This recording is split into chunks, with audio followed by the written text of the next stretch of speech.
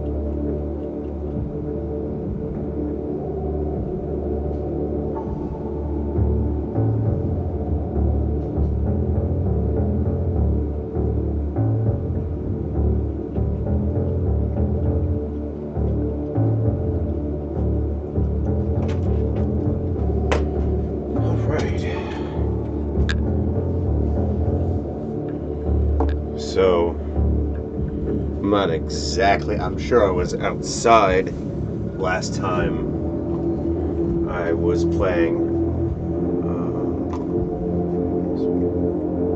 Yeah, nice fresh water for you.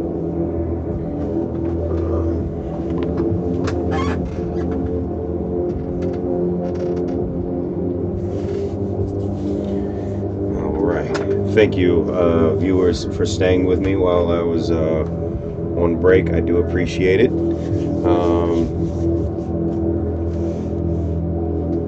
Oh yeah, let's stick with tradition.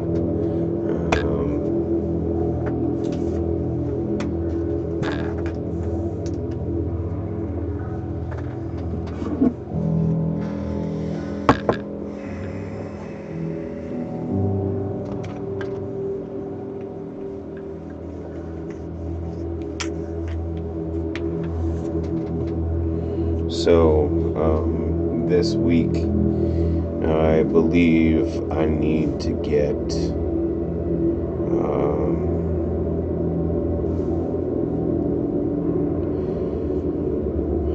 I really want a new monitor.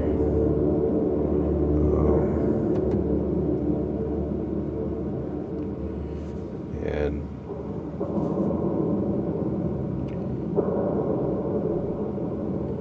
you know, one of my fantasies is to kind of have like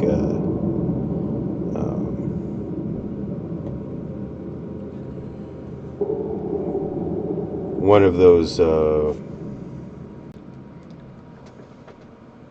monitors that looks like a window type thing, so I can put it on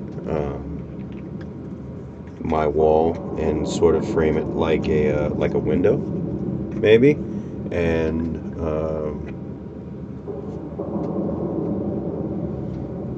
because it might be nice to have like a nighttime scene, like playing while I'm sleeping.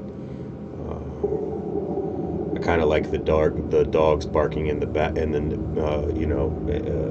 in the neighborhood somewhere, and all the nighttime sounds that come with it. So that's one of the things. That's one of my things that I kind of want to do.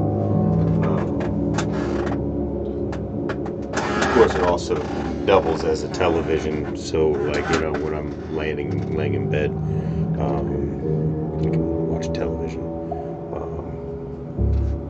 I have a cable box that I need to make use of, but I need an HDMI cable, and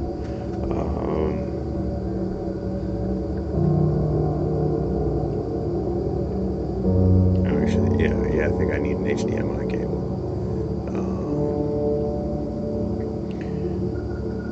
But yeah, it's one of the things I want to do. I also want to make some more places that Gnome can climb around my room.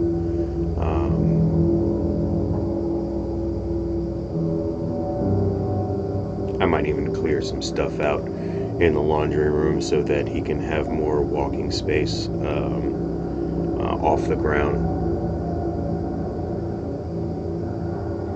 He's a little skittish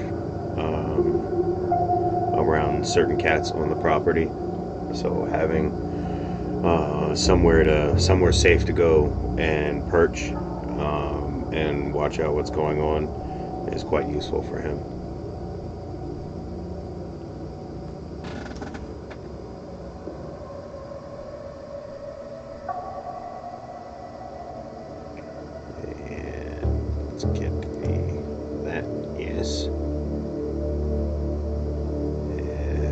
Nice and rosy red. There we go. All right.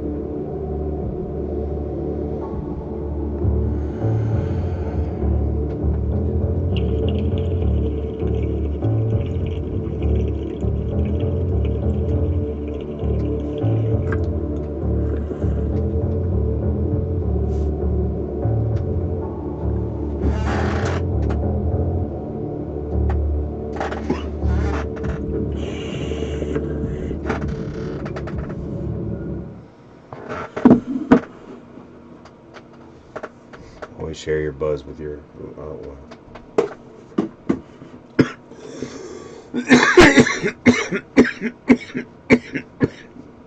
Yeah, if your cat's amenable or your dog's amenable, share your buzz with your pupper. I don't recommend alcohol or condone that kind of thing, but animals be getting high on fucking all kinds of fucking weird shit anyway. He was fucking on catnip earlier tonight.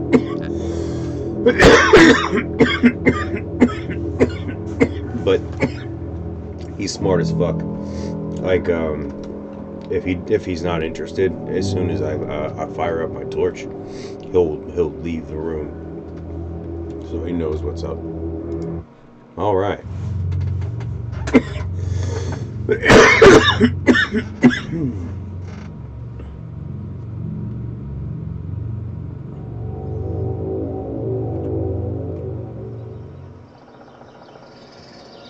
Oh, right, I was in the shelter last time.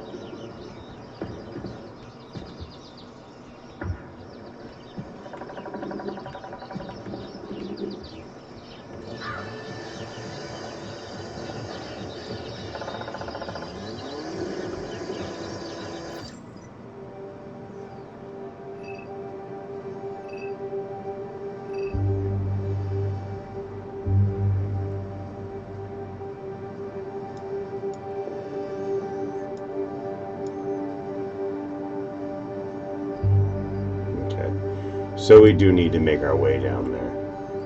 Right.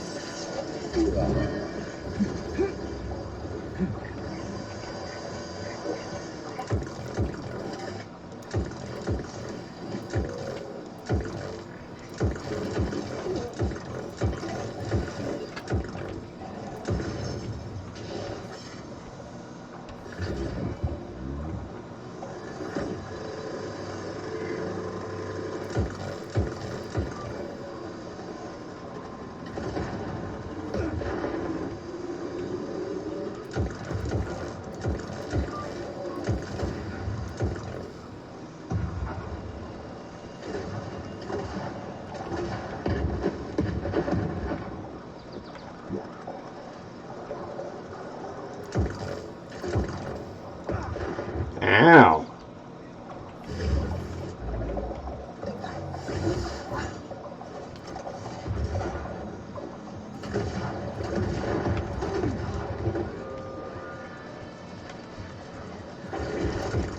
Major, there will soon be so many enemies here that your demise is inevitable.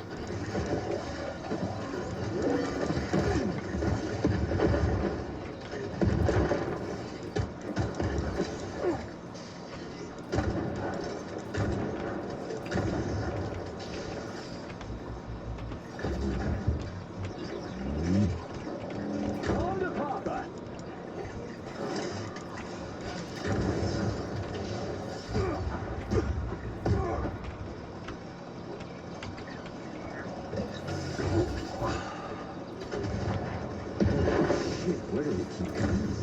A bumblebee robot is delivering them from a nearby factory.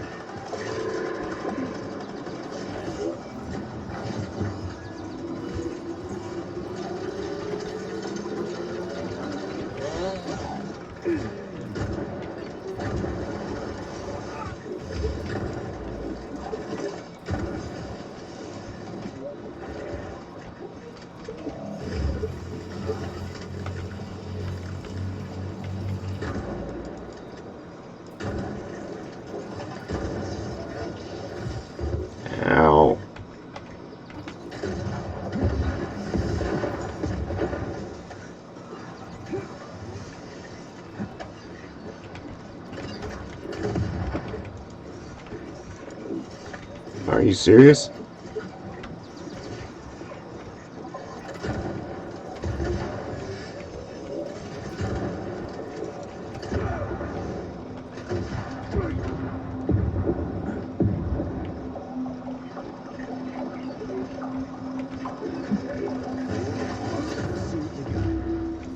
Watch out!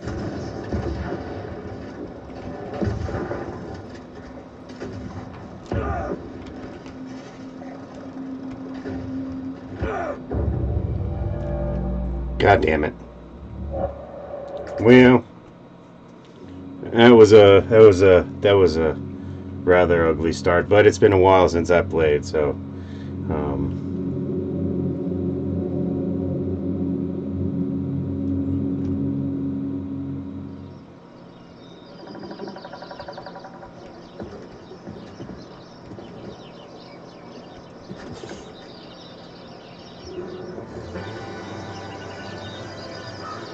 so I definitely gotta.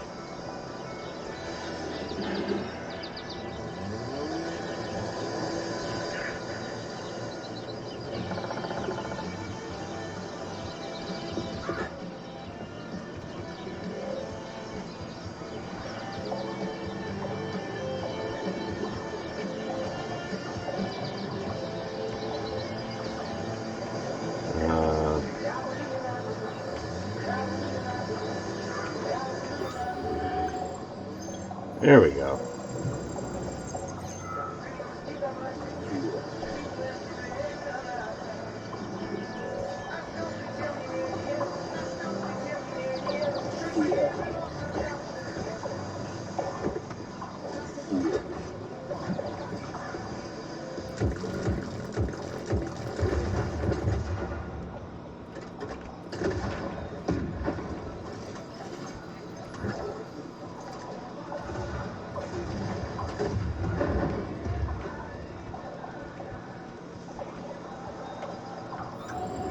Oh, there you are.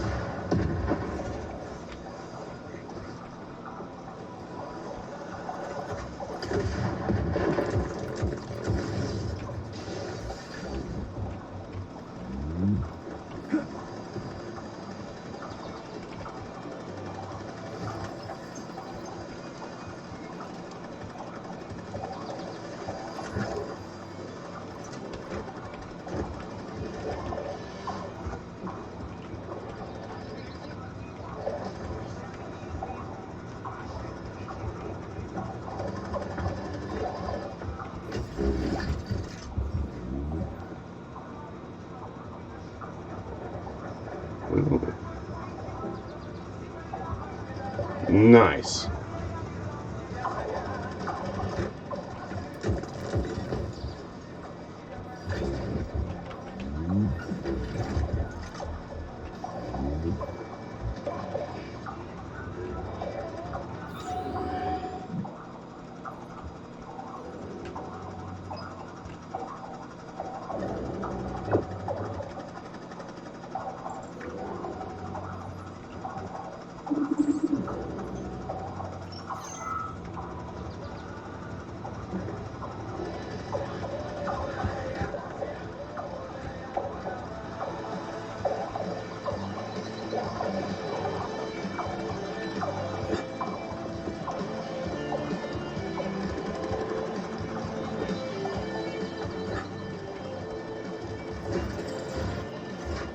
Oh, fuck me. Sorry.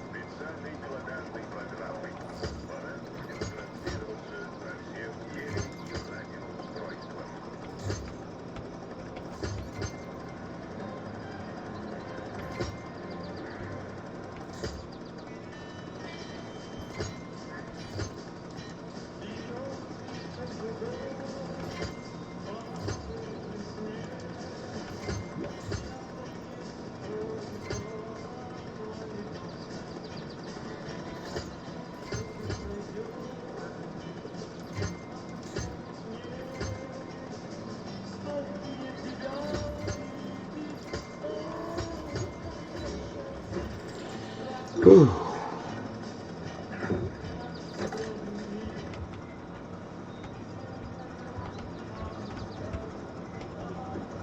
Okay. Can't.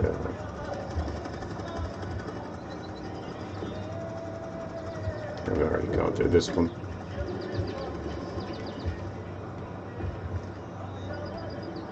Looks like I already have.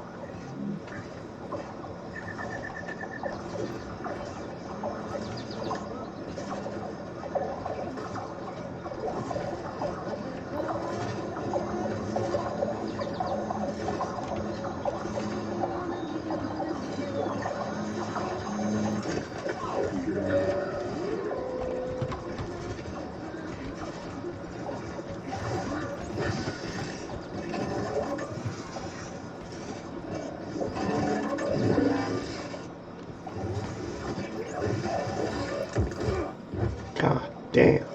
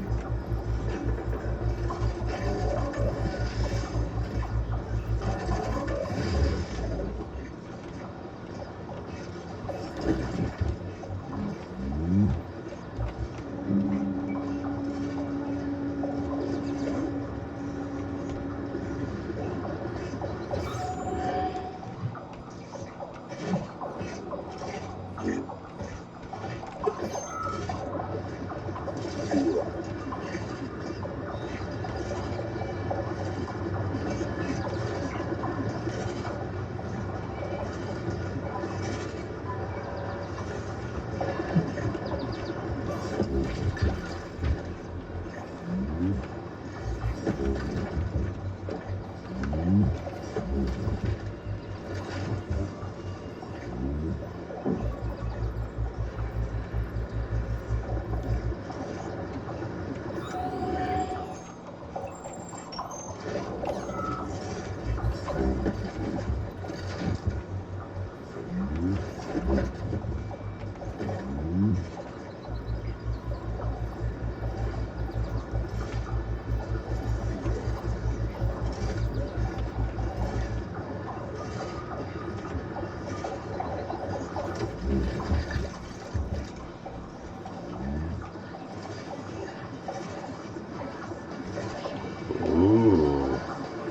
Unlock the garage.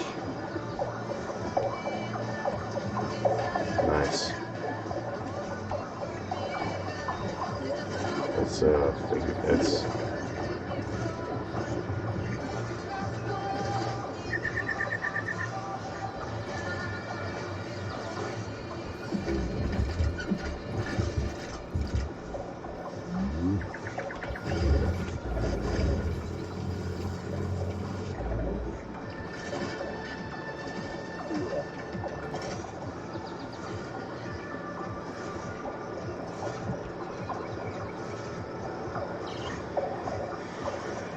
so we need to get out there. Okay.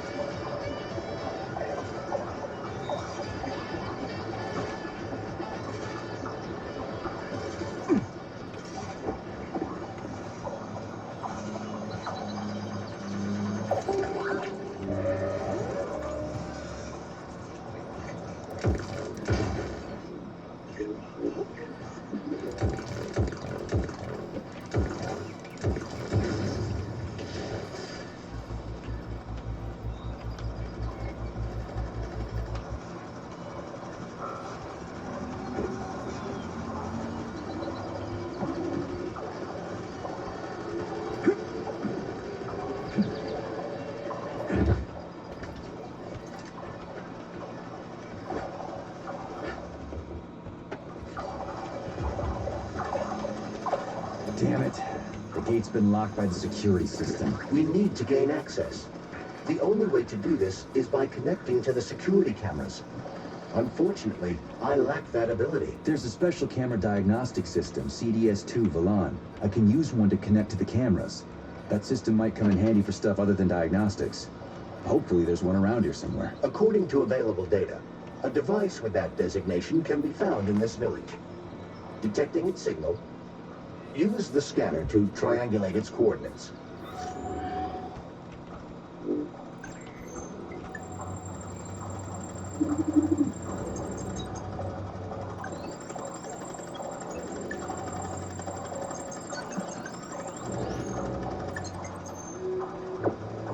Yes, there you are, Bali.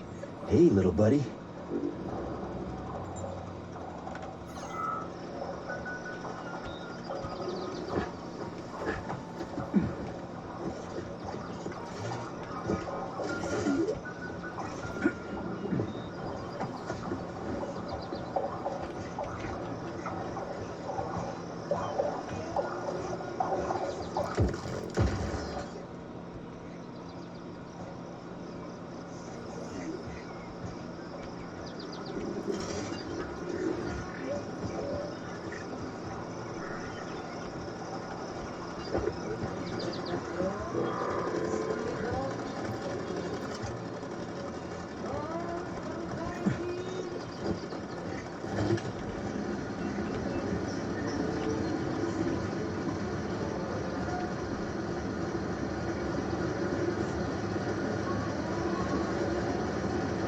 Will this device allow us to hack into the security system? Hacking into the system would be tricky.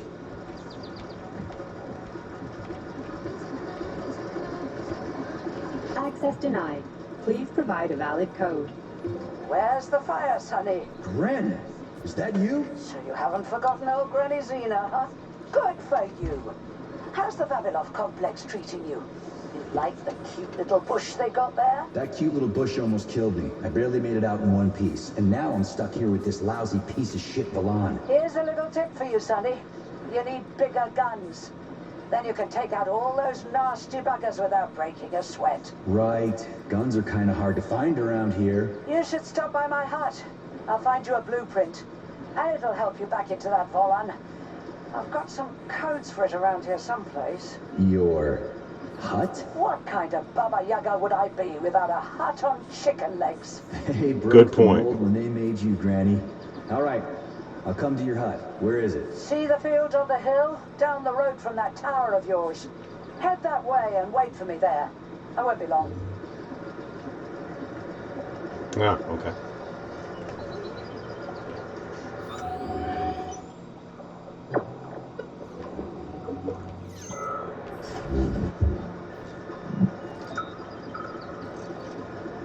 Listen, Ivan.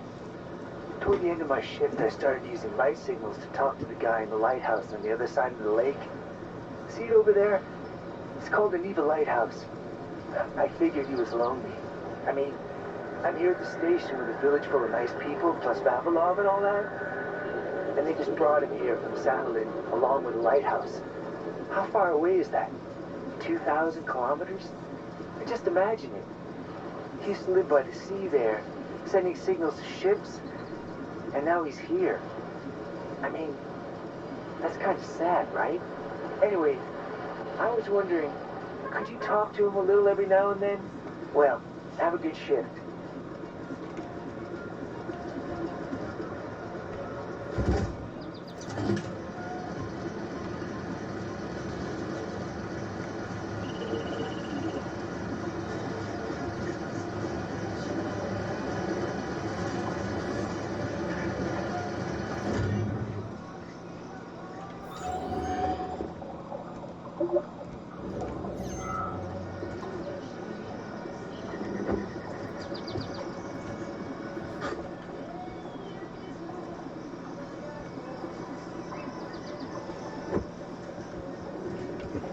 Come on.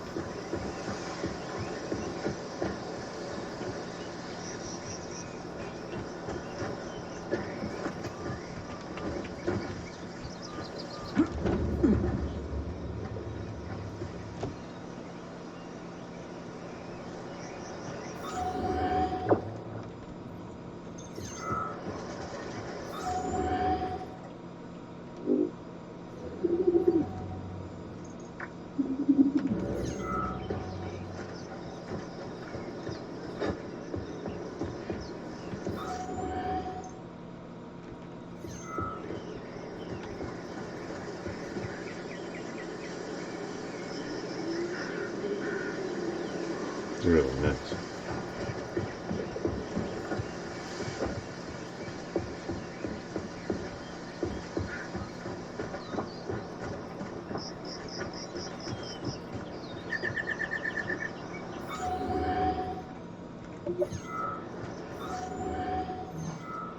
At least she can come up and have tea for sometimes. It's pretty nice up here. Look at that. That's freaking gorgeous.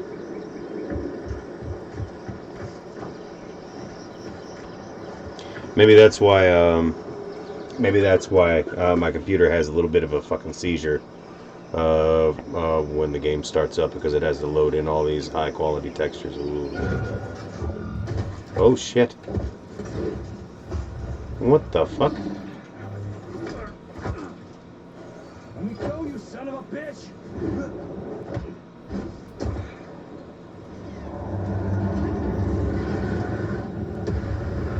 Oh shit! shit. So, oh wow. Your house on chicken legs. That fucking bot almost killed me.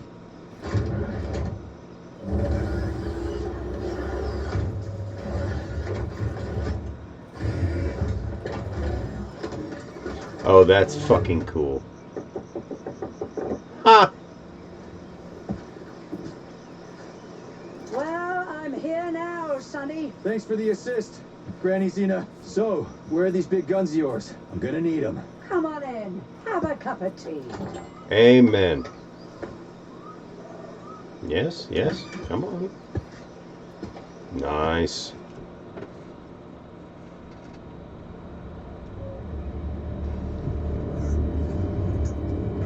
Kettle's there. Help yourself. Okay. Nice Ooh, TV. I want one. What's on? Cartoons. Have a seat and watch. What the hell are you? Regarding Shush. the report, Your beloved Sechenov, sir. I want you to watch closely. at facility 3826. The malfunction has already been corrected, Comrade Molotov. Everything's back to normal. There's nothing to worry Corrected or not, our American friends are likely to find out about this outrageous incident. Do you realize what this could mean for us? An international scandal.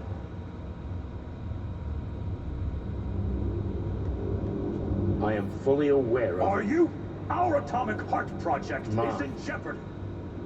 my project. A project I started before the beginning of that damn war. A project you all refused to acknowledge. How many millions of Soviet citizens died in that bloody meat grinder of a war? Oh. I swore that the world would never see its light. I'm glad to hear you still value human life over your mechanical... Oh, come on, really? Sechenov. But that does not change the fact that we are all slowly being suffocated by Western... Character's an asshole. Comrade Molotov, I value human life above all else. And the age of capitalist exploitation is coming to an end. Soon the Western working class will cast off the yoke of the oppressor. I understand my duty all too well, Comrade Molotov. The polymerization of the entire Soviet population, the launch of the collective neural network, Operation Atomic Heart. What duty are you referring to, Comrade Sechenov? Do you even realize that if the Americans Find out that your robots can be switched to combat mode, I guarantee your project will be dead Wow. in the water? They're not going to find out. I repeat, the malfunction has been dealt with. Comrade Sechenov, some members of the Politburo may be willing to take you at your word as an honored member of the Academy of Sciences. But I'm afraid your word is just not enough for me. What's that supposed to mean? Uh-uh.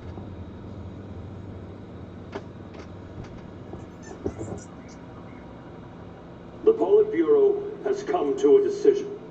And I have been ordered to head a special commission investigating your malfunction.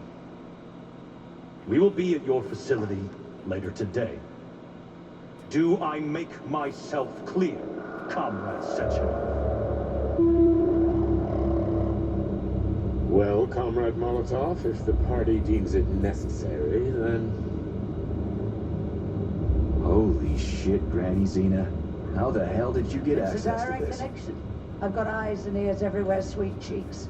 Don't worry about it, okay? It's none of your business. Besides, you've got work to do.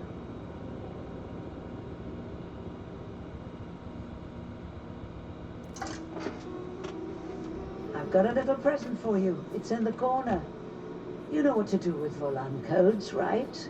And take this blueprint. You can give it to my repair vendor. It won't bite. Unlike your girlfriend. Ah. What? Girlfriend? Thanks, lady. You're a real peach.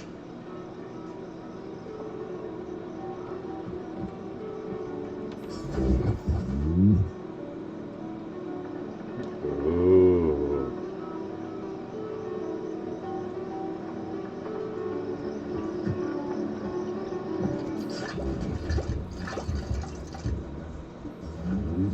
Fat boy rockets. I'm really glad you could make it. I think we should get straight to business.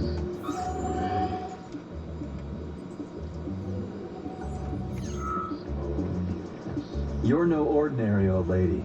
Really? You seem a little mixed up, Sonny. No kidding. You've got a flying hut, a quantum computer hanging from the ceiling. Of course I'm mixed up. I've never met anybody like you before. You've got a memory like a sieve, haven't you? Well, I guess there's a few little things I can't remember since I got injured. But I definitely remember you. Little things, you say? Well, now you've got something really important to do, right? Pretty much. I need to get to the BD&H. Is there a train station around here? It's right past the village. Head down the road, you can't miss it. Just keep an eye on the sky. Yeah. I would love to take you to the front. You're a sharp old bird, Granny Xena. Thanks for noticing. Let's just say you're lucky I felt like looking after you. Why did you? What's special about me? I wanted to see if you're a real man or a pussy. Harsh. That's what it takes to get through a thick skull. How did you survive anyway? I didn't. I'm dead. Huh? What's that supposed to mean? What kind of stupid-ass question is that? I ought to grab my ladle and smack you on the head. I'm trained to survive, so that's what I did. How are you tracking Sectionov? Same way I track everybody else. Technology, Sonny. Let's just say I've got a fancy hut, you've got a fancy glove, and we don't ask each other where they came from. Deal? Fair enough. Mm-hmm. That's a weird pet you got there. What's so weird about her? I make some pretty special tea, I'll give you that. But this is just a plain old chicken. What? That's a joke. This is Facility 3826. It's like the Emerald City. Haven't you ever seen a chipped chicken before? Can't say I have. Actually, I didn't even know that was a thing. Well, go ahead and take a look. Anyway, I gotta run. Off you go, little pup. Oh, I almost forgot. You didn't find a couple of rings down there, did you? Gold ones in a Facility 3826 box? Rings in a box? No, Granny Xena, I didn't see anything like that. I was kind of busy. Well, off you go then. Enjoy the BD&H. Thanks. I really appreciate the help. Wait, you're meeting Stockhausen there, aren't you? How the hell did you know about that? Little Bird told me. Tell the crowd things might have been different if he hadn't been chasing after another man's woman. Whatever. I have no idea what you're talking about. Grab a car in the village. It's a long walk to the station. It's getting hot in here. Please select the desired procedure.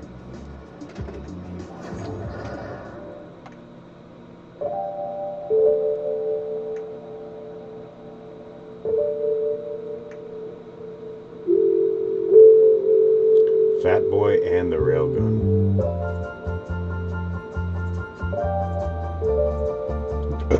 Still got a bunch of parts to get, but I can.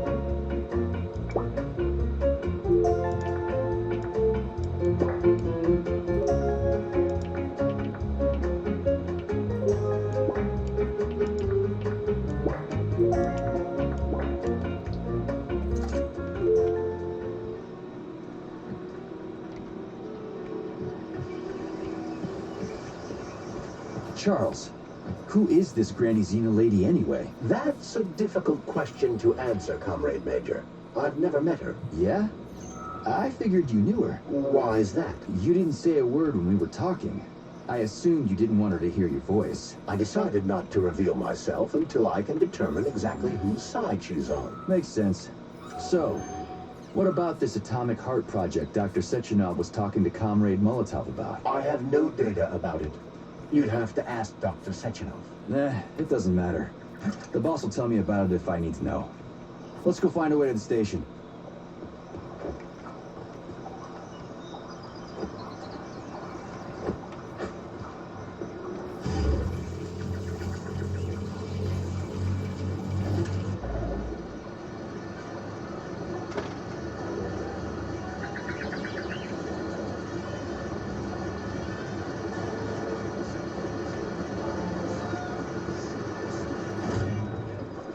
We're finally in the system. We can see the whole place this way.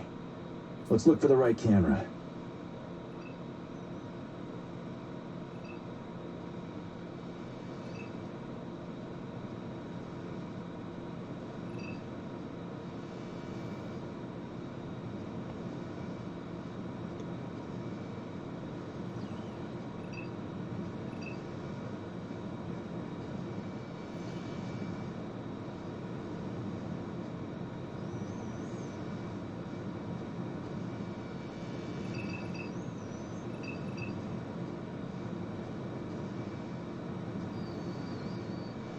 What am I supposed to be looking for? May I remind you that our main priority is reaching the VBNH, Major? If we don't open the gate, we can't get through. Ah, crispy critters, I completely forgot. What?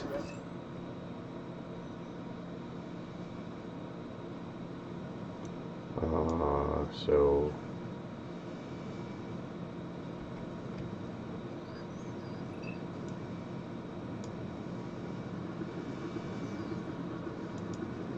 Okay, let's open the gate.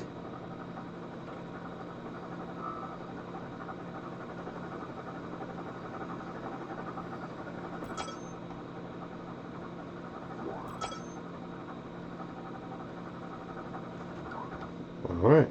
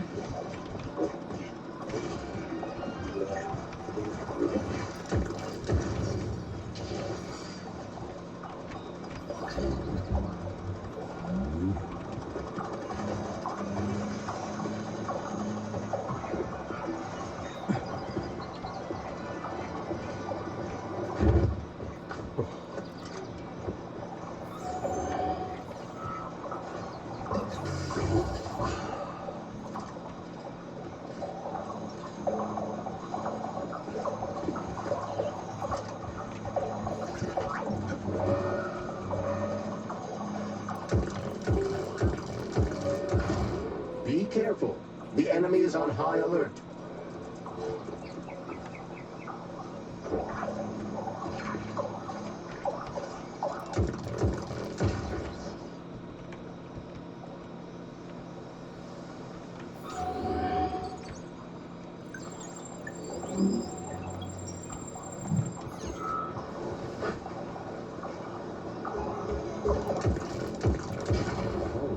Shit, where do they keep coming from? A bumblebee robot is delivering them from a nearby factory.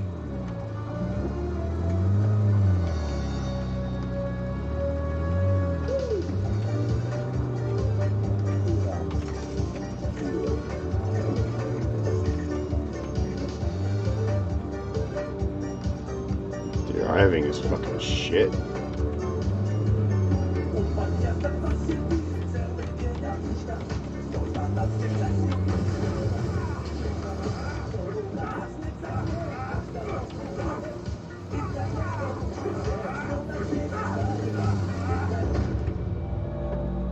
Really? Was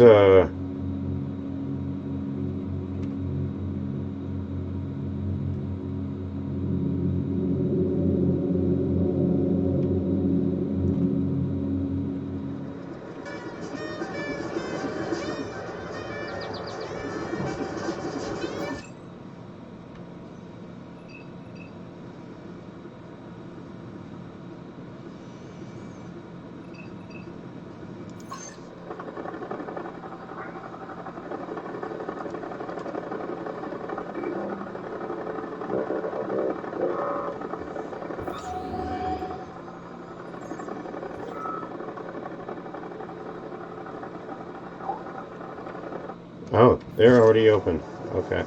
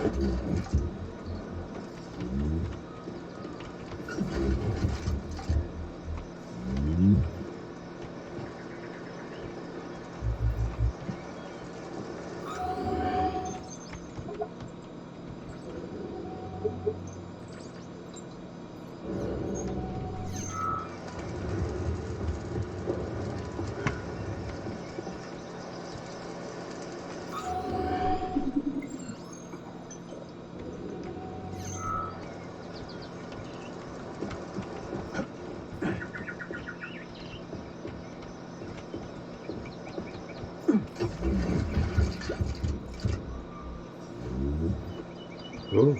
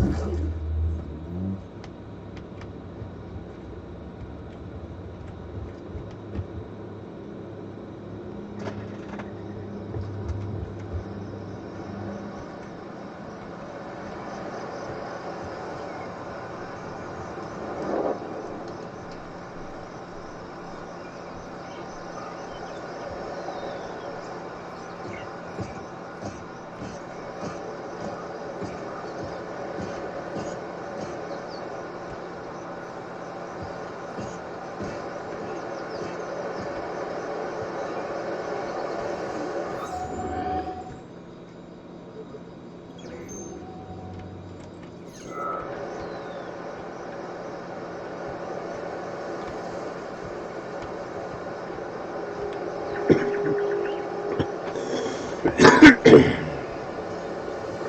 not sure I can survive that fall, so I'm going to wait for him to go up there.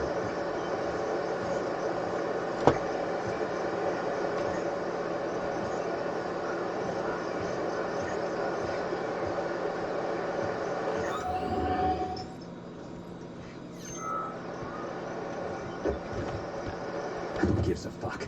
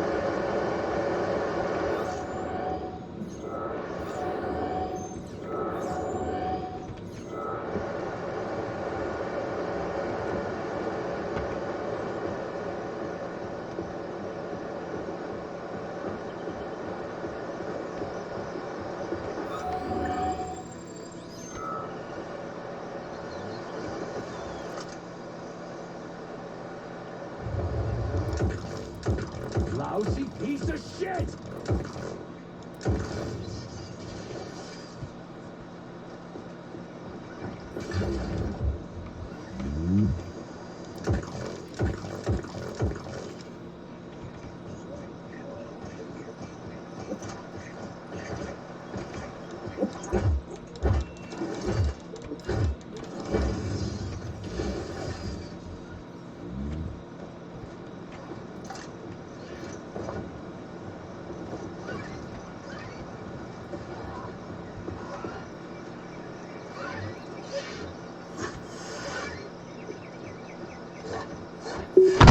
Holy shit. Scared the fuck out of me. Come here.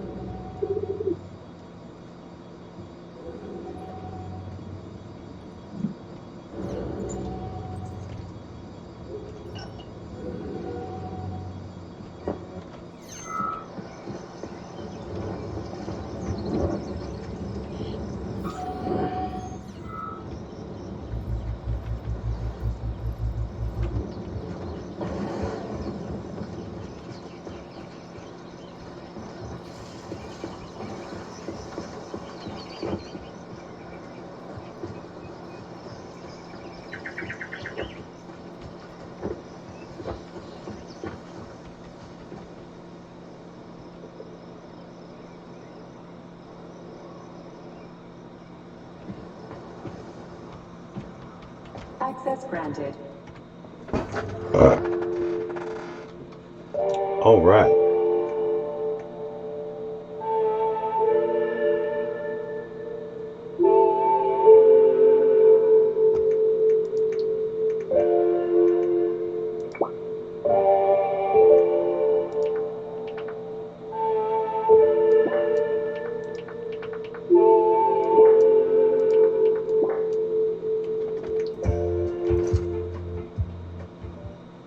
What was that? So, what will it be, KS-23? Major? Oh, KS. Okay.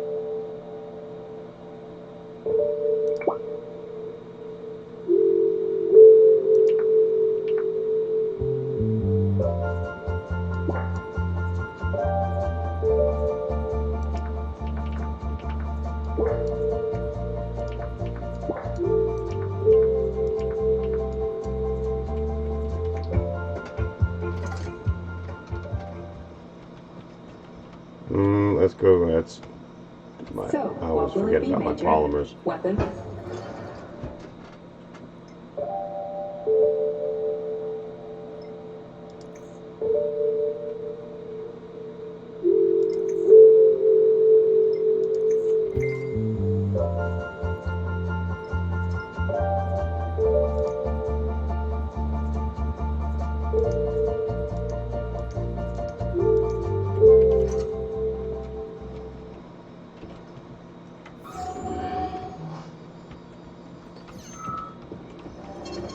Saving data.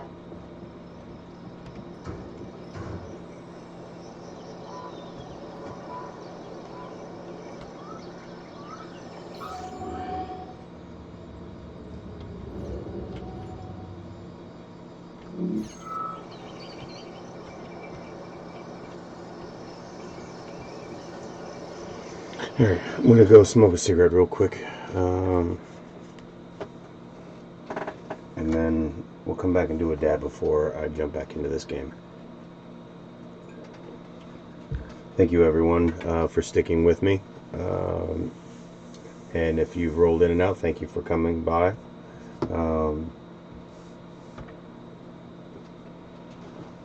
Yeah.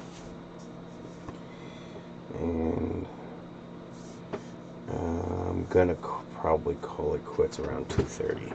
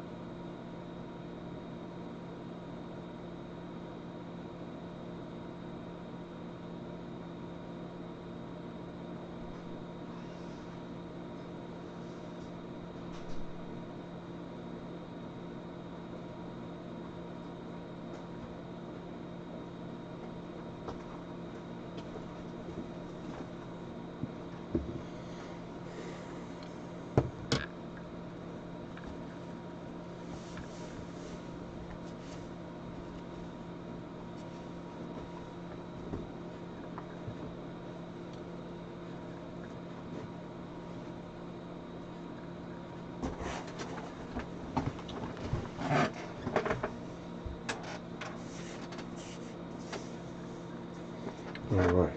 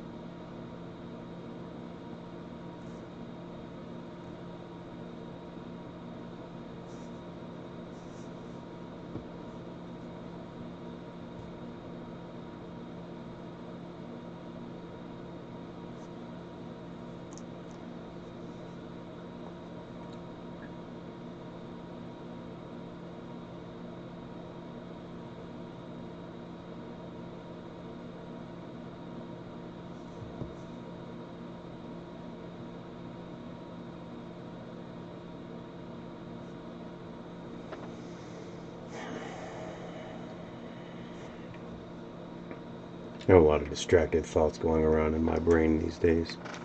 Oh, did that get knocked around? My apologies.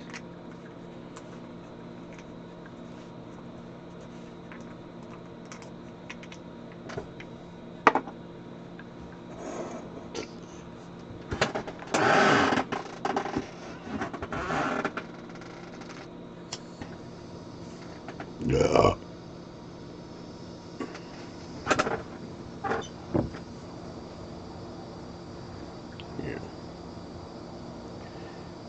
Got in a fair, decent way in the game. Sometimes I consume games in large dollops. Sometimes I stretch it out. This game, like, it looks like one of those games where, like, if I don't want to engage, like, everything, it doesn't look like I have to. I can sneak through. Let's see what we can get before I want to call it quits.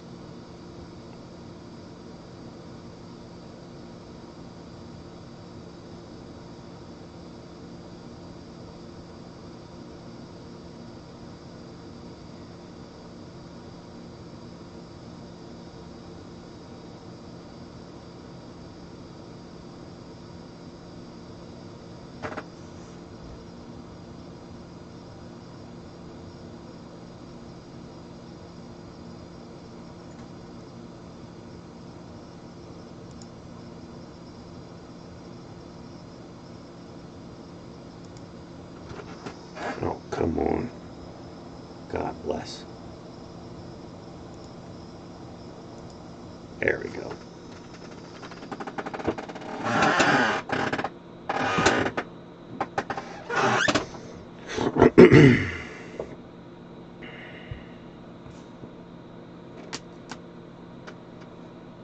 Yeah.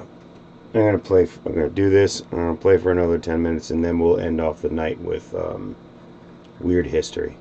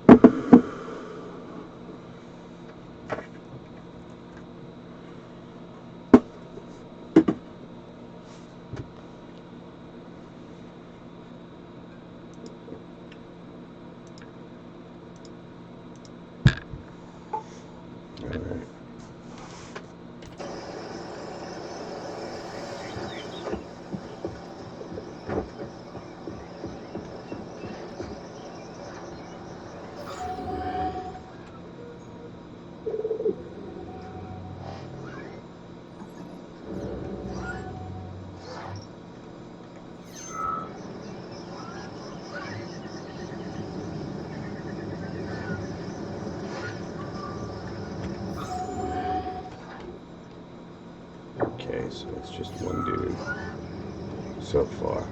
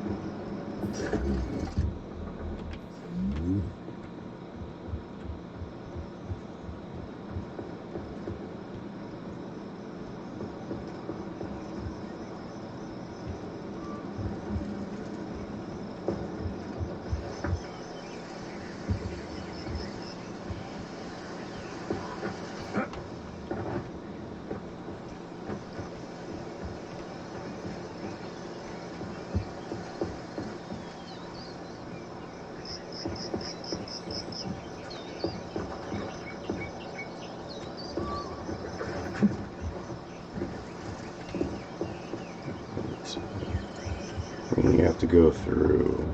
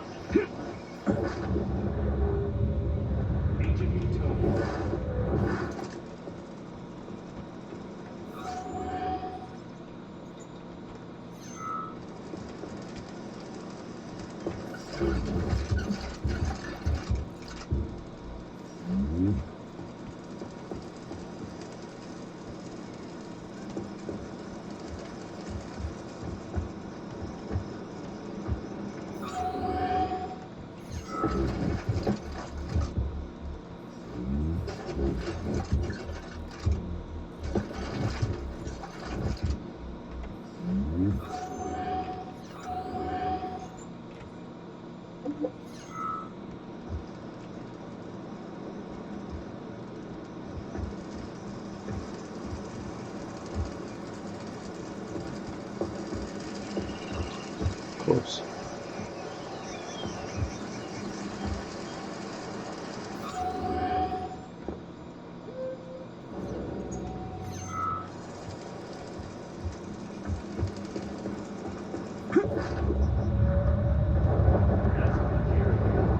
There's no time to lose.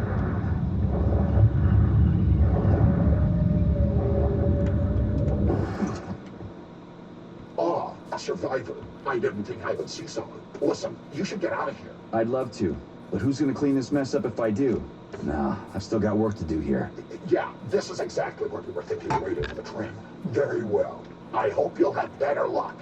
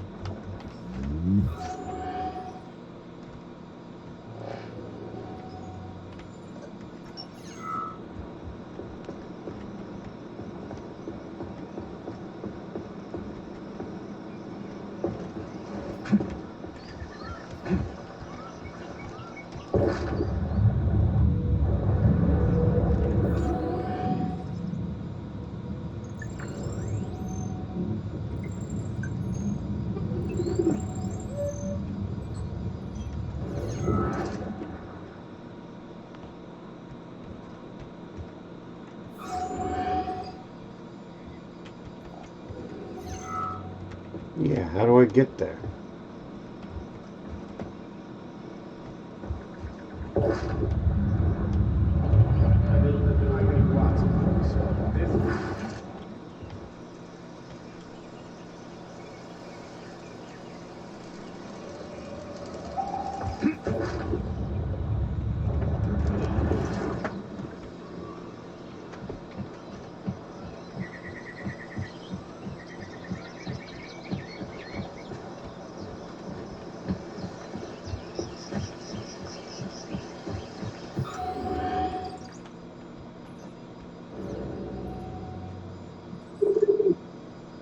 Yeah, how do I get there though?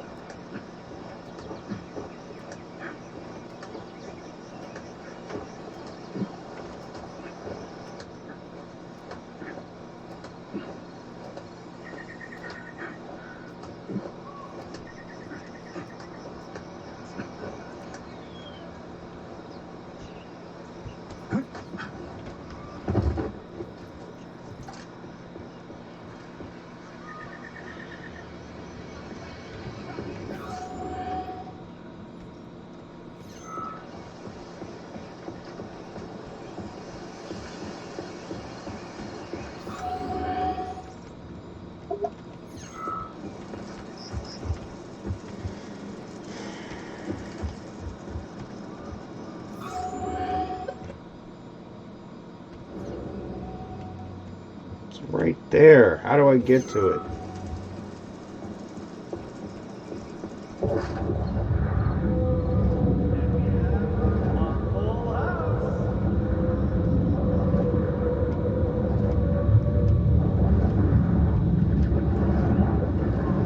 Wanted me to tell you.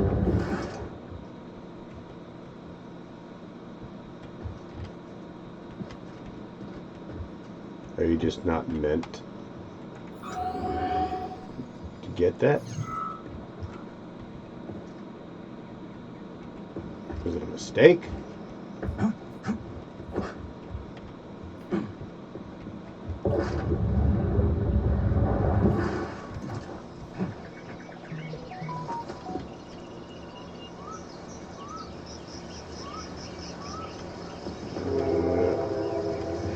Ah. Oh, I see.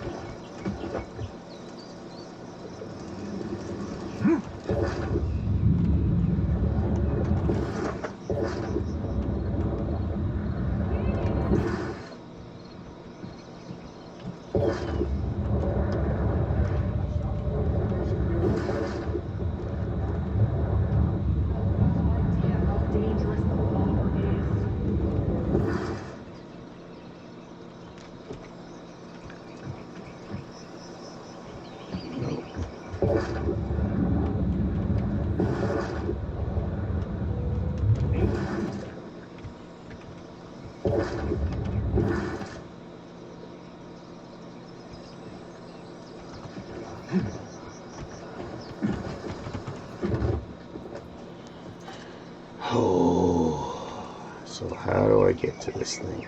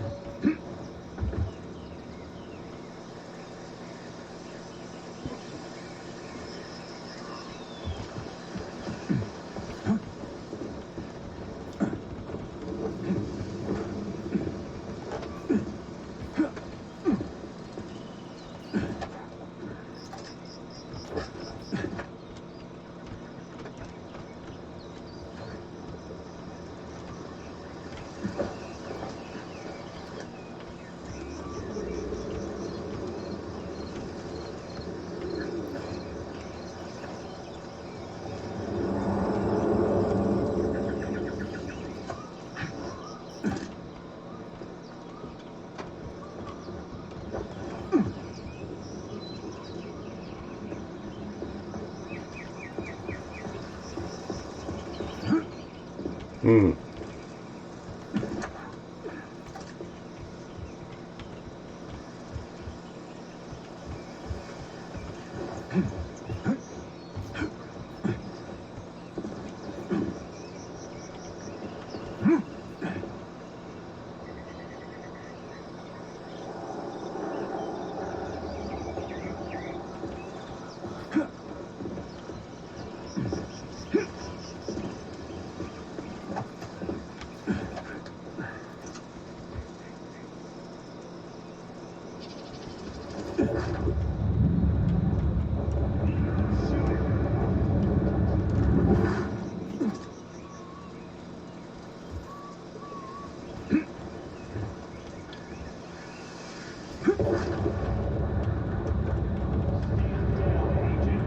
You're out of line.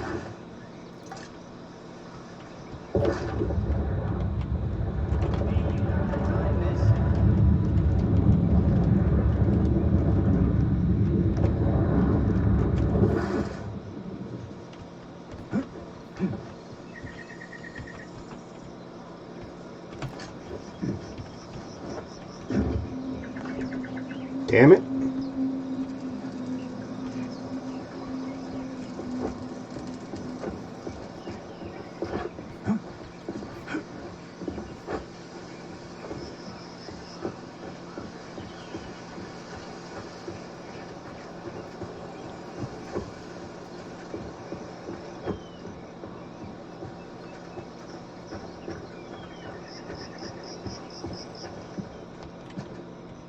So, what will it be, Major? Weapons or a bit?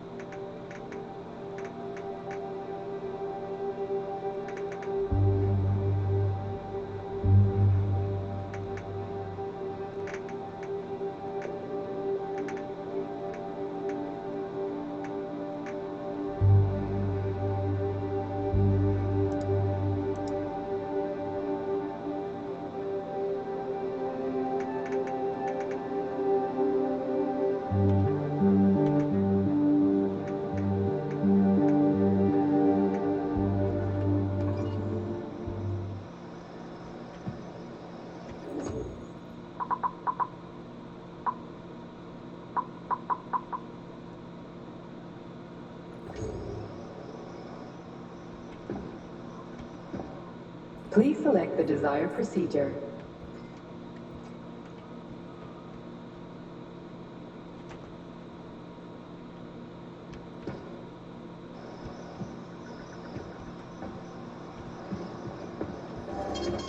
Saving data.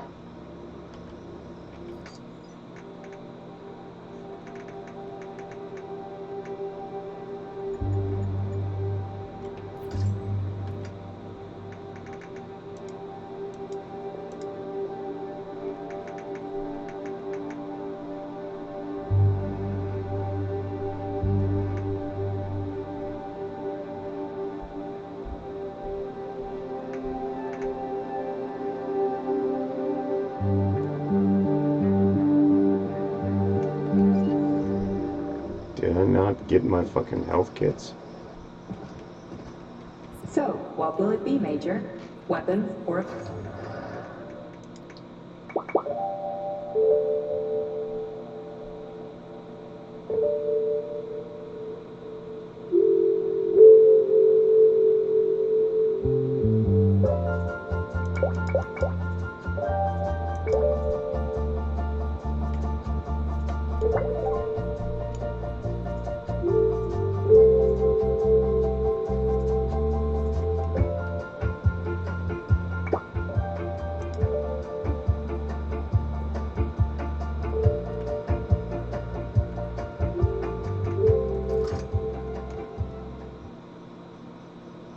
So, what will it be, Major? Weapon or abilities?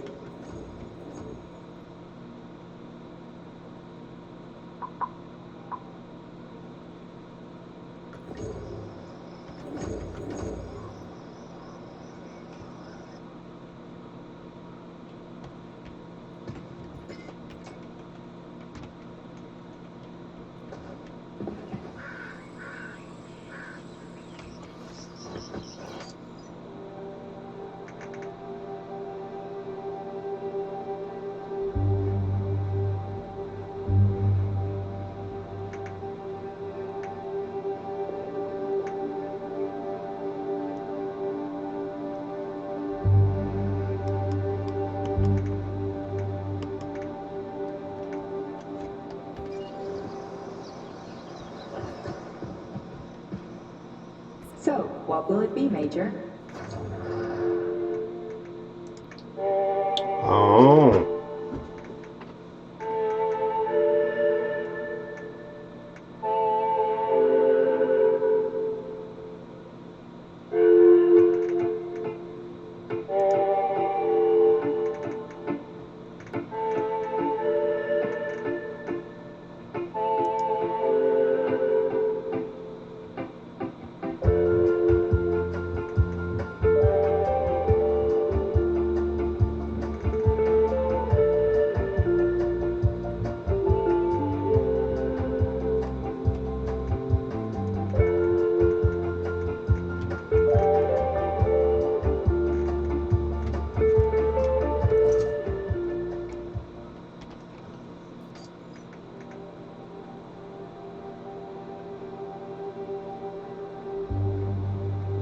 Okay.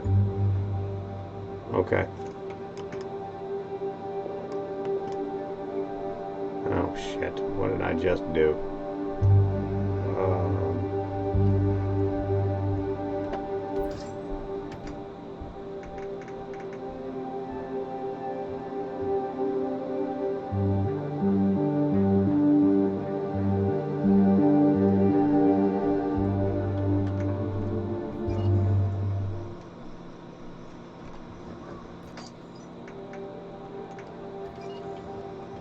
Authorization. Major need...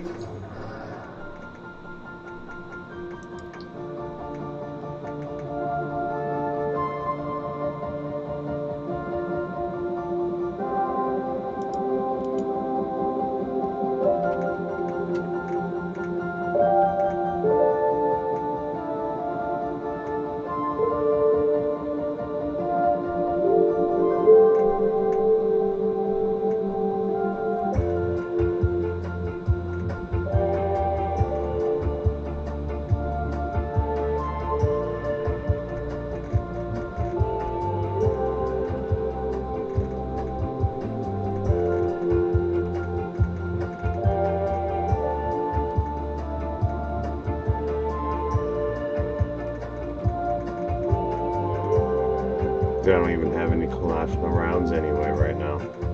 So, I don't have anything for, yeah. So...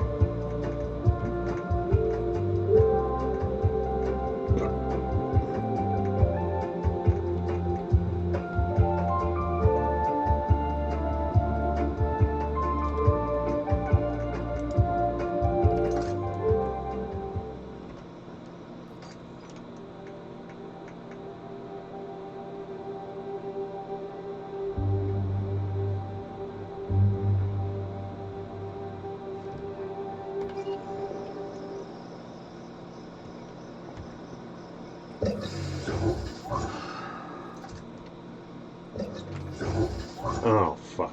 No.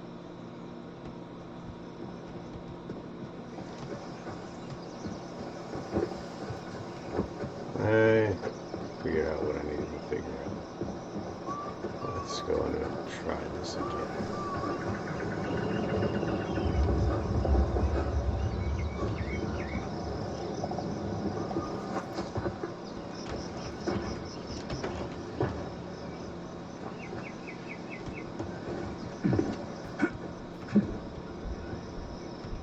For fuck's sake.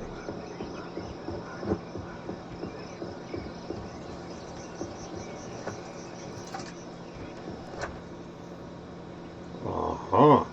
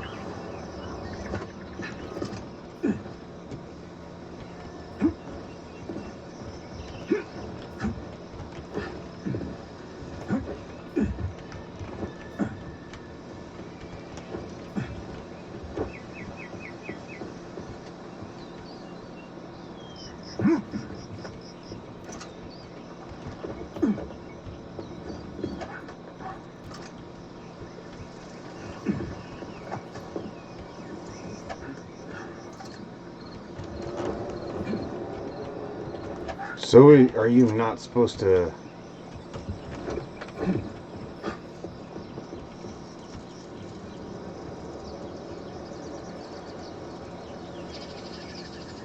Maybe...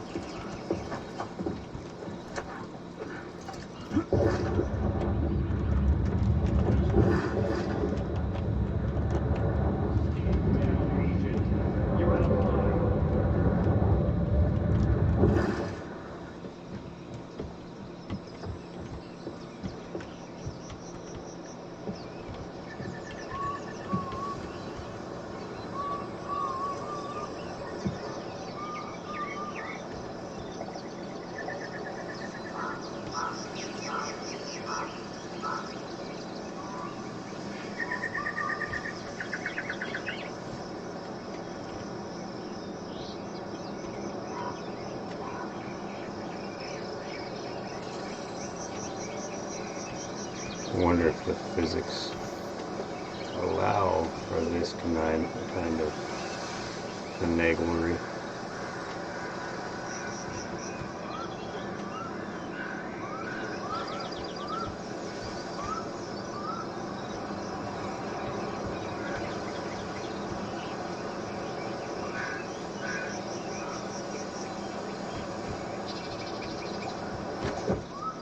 Shit.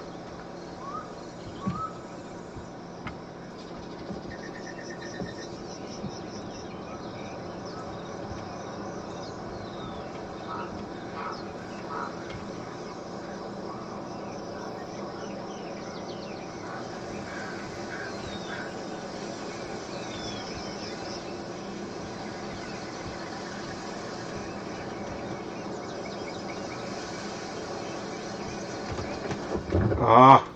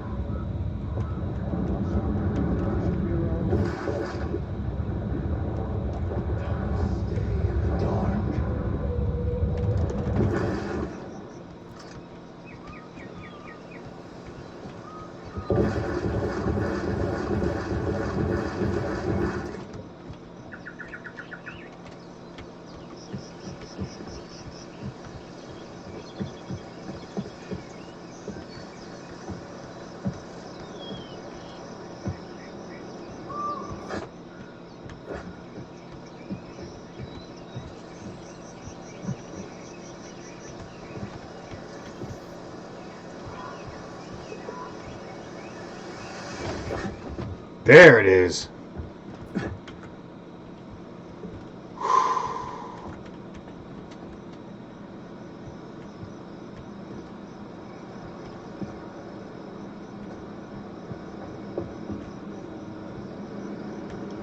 Oh, really?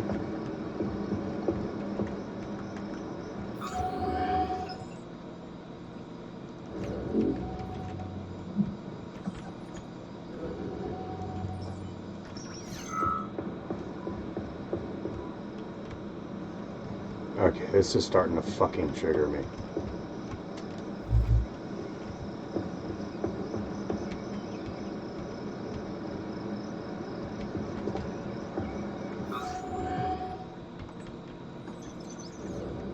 So how do we get in here?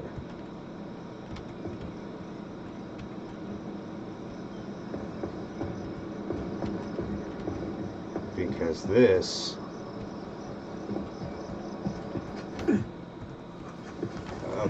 apparently the fucking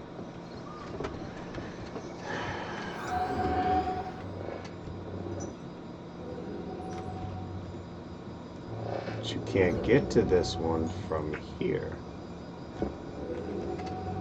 This one is sealed.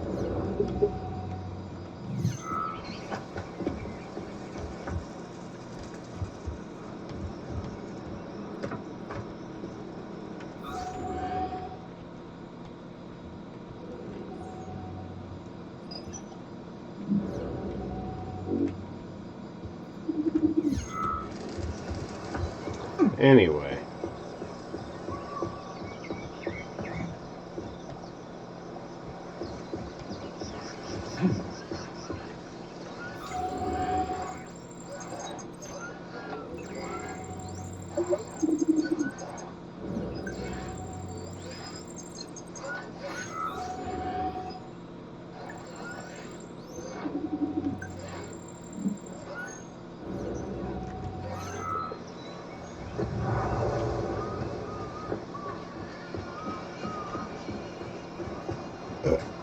We found the station. And the train is right there. All we have to do now is take a seat and we're off. I sincerely hope we don't encounter any obstacles along the way. Don't jinx it, Glove. Otherwise, we'll find a goddamn canister lock on the door.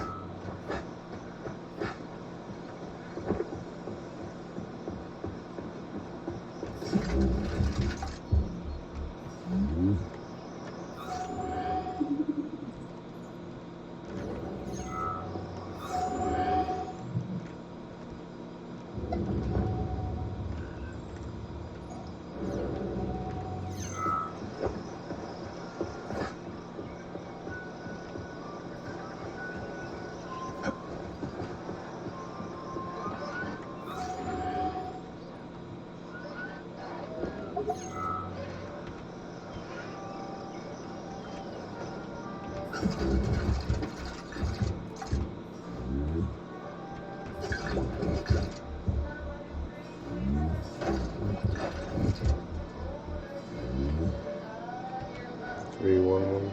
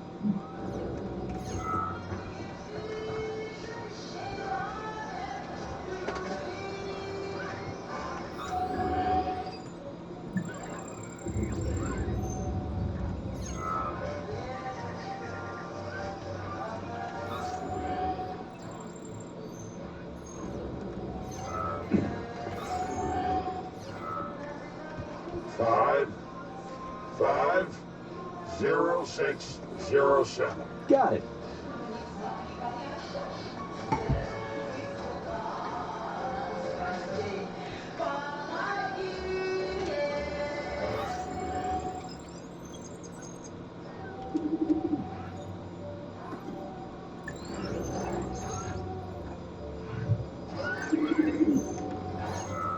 There are bodies everywhere. They never saw the bots coming. No one expected civilian robots to display this kind of aggression. No shit. I wouldn't have seen it coming either. Robots pulled our country back from the edge of a cliff after the Brown Plague. A decade later, people believe civilian robots are dependable and helpful. It's a terrible shame.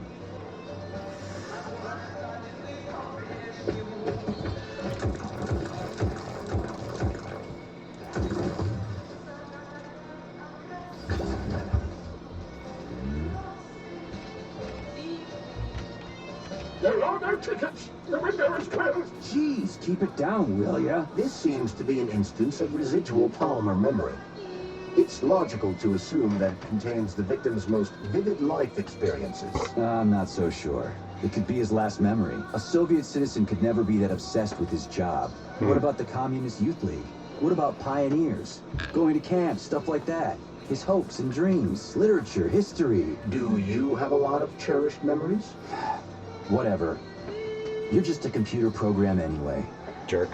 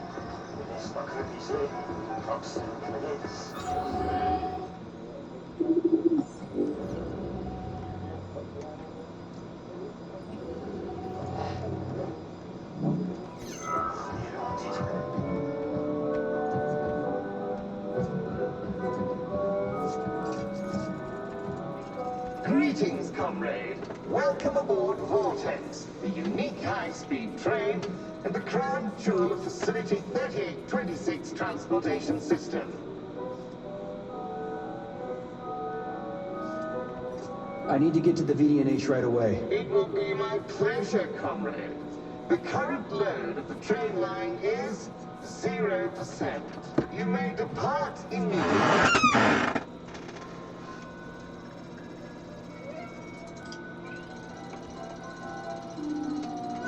Are you sure you haven't washed your marbles like those other robots? You're not gonna crash the train and kill us, are you? Passenger safety is the foremost concern of any robotic vehicle. Our algorithms? I've seen what your algorithms can do. Charles, is there a neuropolymer capsule with a train manual on it in this station? You can drive the Vortex yourself if you find one. Unfortunately, this station isn't a transit hub. There won't be a manual capsule here. Oh, fuck. Great, let's go. Assuming you have purchased a ticket. A ticket? A fucking ticket? Are you stupid? There are corpses everywhere. There's an emergency protocol in effect over the entire facility. Start the train right now. According to Soviet law, free travel is available only to pregnant women and people with disabilities. I do not detect any signs of pregnancy.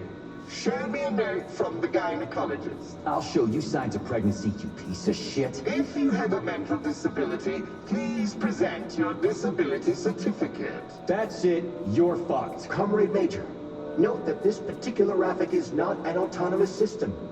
He is the high-speed train Vortex. Destroying him will permanently disable the train. All right. Listen here, you lousy hunk of junk. Where do I get your fucking ticket? You may purchase it at the nearest ticket window. There are special discounts available for passengers traveling with children. What ticket window, you dumb shit? They're closed. Everyone's dead. Nobody's selling tickets. According to Soviet law, free travel is available only to pregnant women and people with disabilities. Cram it, you prick. I'll end up hoofing it all the way to the VDNH at this rate.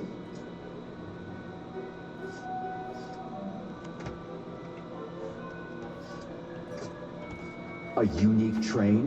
What makes it so special? Does it fly through the air or something? Thanks to the revolutionary maglev transportation system developed by Chelomey engineers, Vortex high-speed train can reach incredible speeds with no inconvenience to the passengers. An inextricable part of the neural network, Vortex independently adjusts its speed and schedule based on the number of passengers on trains and in waiting areas.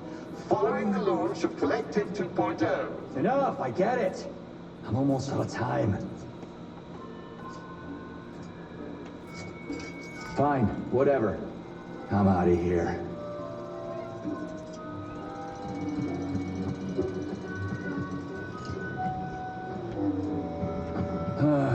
What am I supposed to do now? Search every single body here? I suggest talking to the polymerized victims. Shit. Do I have to? Yes.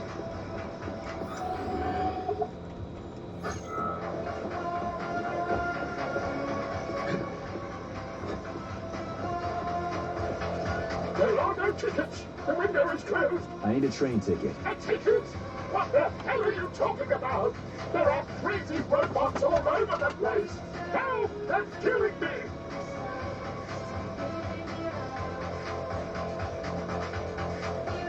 You already got killed, buddy. Shouting like that isn't gonna do shit. I've got to get away. You'll tip me off to the robots. You're hidden, okay? The boss will never find you.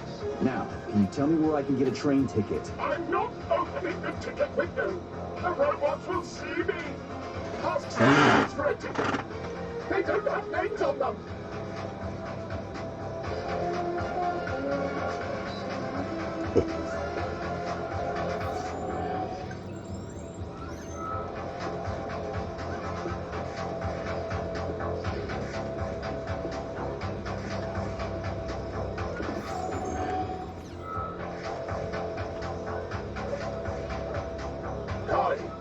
Rescue. Finn, Excuse me, comrade, but do you have a train ticket? must go. Cramming. Emergency. What? Failed everyone. People dying. Elimination was correct. Son. Asshole. Holy hell, I'm wasting my fucking time here. Robots. Not glad to be of service. Not glad. I'll keep that in mind. I gotta go.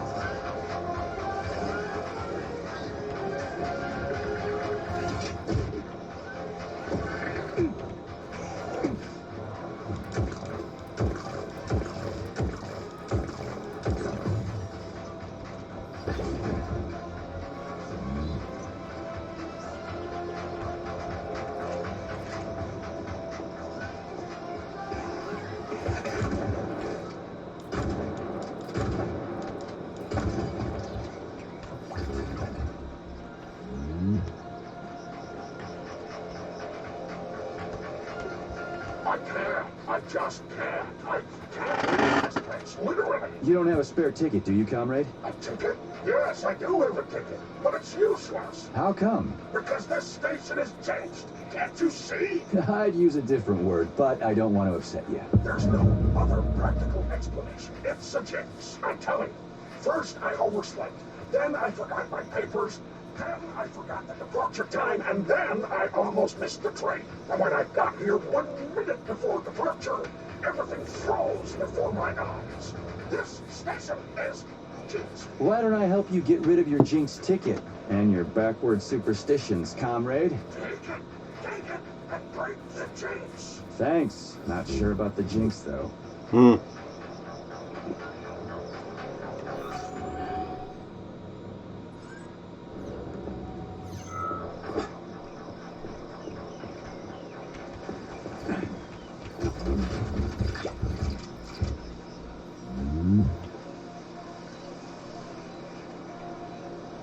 Nice.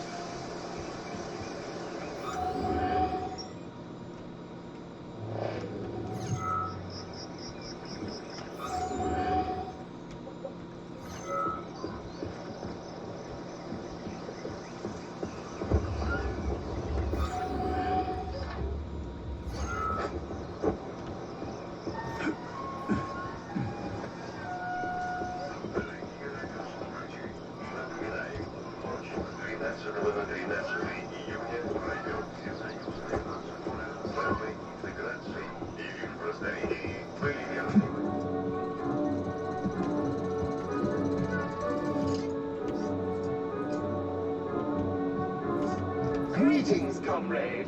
Welcome aboard Vortex.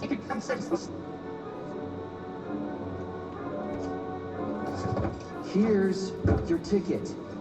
Now start the engine. Your ticket has expired. Your train departed 4 hours ago. Please exchange the expired ticket at the ticket window. Are you shitting me? Expired? Everyone here was already dead 4 hours ago. Have you just been going back and forth the entire time? Start the engine before I kick your metal ass. Riding with an expired ticket is unworthy of a Soviet citizen. Please exchange the expired ticket at the ticket window. Choke on it and die, you fat turd.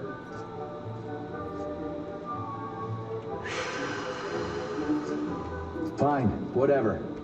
I'm out of here.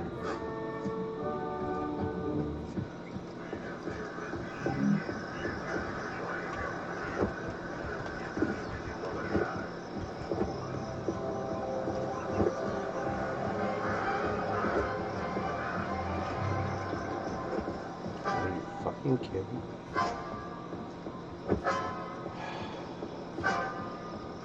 Connie, rescue. Finn. Excuse me, comrade.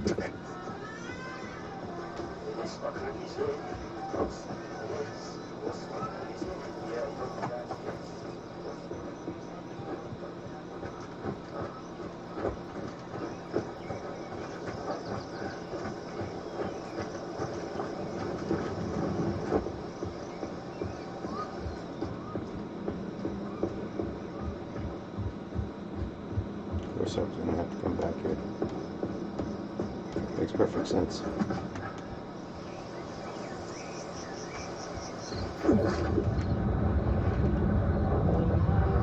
Leads us.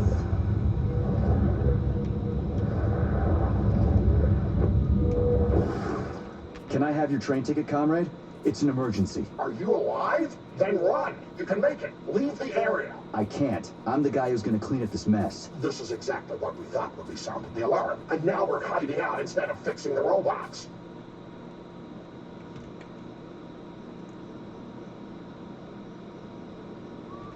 I'm guessing your ticket's expired then, huh? I have a monthly pass. Has it been a month yet? How long have I been lying here? Ah, it hasn't been a month. Mind if I borrow your pass, comrade? You don't need it anymore. And that fucking Rafik on the train is busting my balls. You saw a Rafik? Do not approach it under any circumstances. Rafiks kill you if you try talking to them.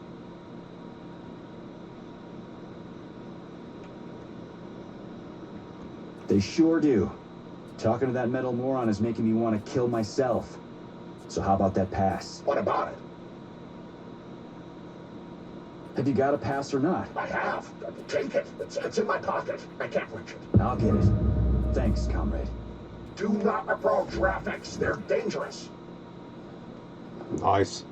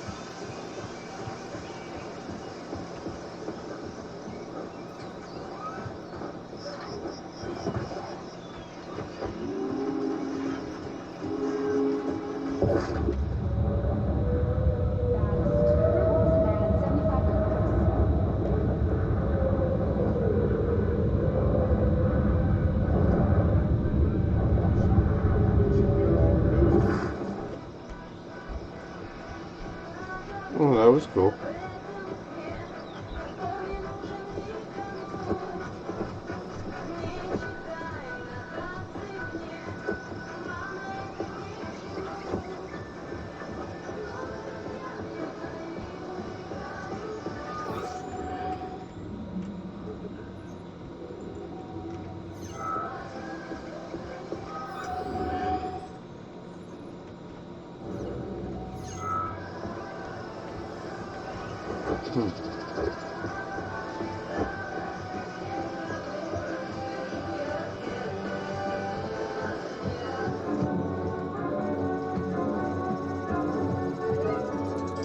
Greetings, comrade. Welcome aboard the Professor. Is this ticket okay? Will you let me ride now, you bloodsucker? Why didn't you notify me you had a travel document, comrade? It could speed up the departure of the train. Maybe because I didn't have it back then. Are you saying this isn't your ticket? Riding with someone else's ticket is unworthy of a Soviet citizen. What did you just say? Please do not worry. Having analyzed the situation, I came to the conclusion that you are a law enforcement officer investigating an emergency. It is obvious that you are allowed to travel free of charge under the current circumstances.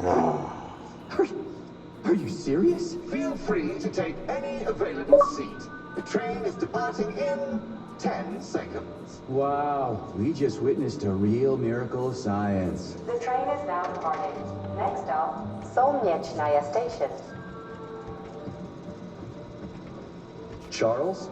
Professor Zaharov's death seems pretty cut and dry to me. What's so suspicious about it? We've already been over this. There are too many unanswered questions. Hey, I need to get to the bottom of this. Sechenov's the only family I've got, okay? I understand, Comrade Major, but what do you need to get to the bottom of? I can't even imagine Sechenov killing his best friend. That's just crazy. I mean, why would he do it? Why, indeed? That is, unless Zaharov betrayed him like his other colleagues did. Dr. Filatova, for example. Filatova went after Petrov. She's a woman in love. She wasn't thinking straight. Oh, fuck. What's that thing?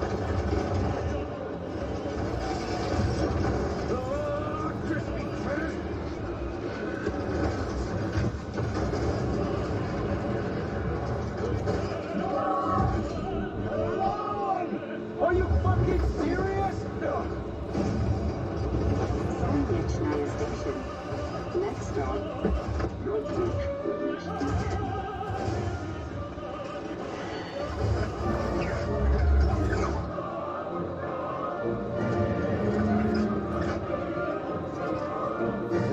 Stark? No time for dirt, Stuck. Get your ass up and head to cover. Spill it. What did Seychenov say? Okay. Easy It's like, now. okay. Comrade Molotov is on his way. Head down. Okay. Comrade Sechenov wants you to go there right now. Initiate an emergency drill. Got it? What the hell for? Okay, fair enough. Anything else? Comrade Sechenov asked me to give you this. Huh. This'll come in You're handy. a soldier, Agent B3. Your job is to cover me. What are you doing? So just cover me. Huh? Wait, where are you going? Slippery little bitch.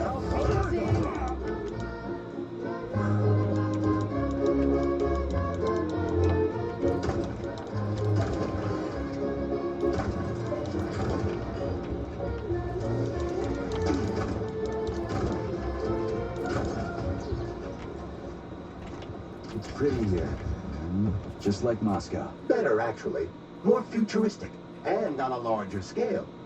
My design. Your what? A linguistic error. I meant to say that it embodies my favorite design.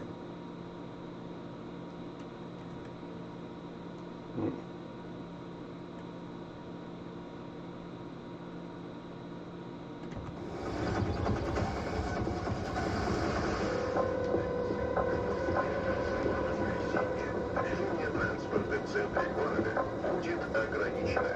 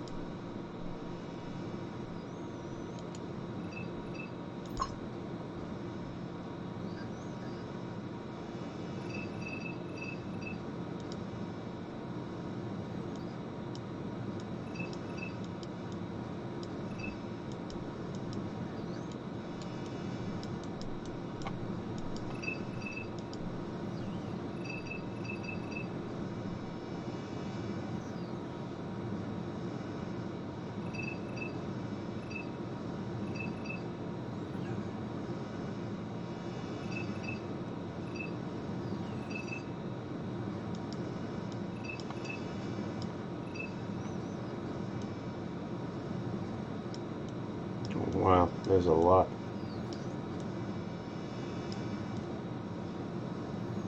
I'm right about there.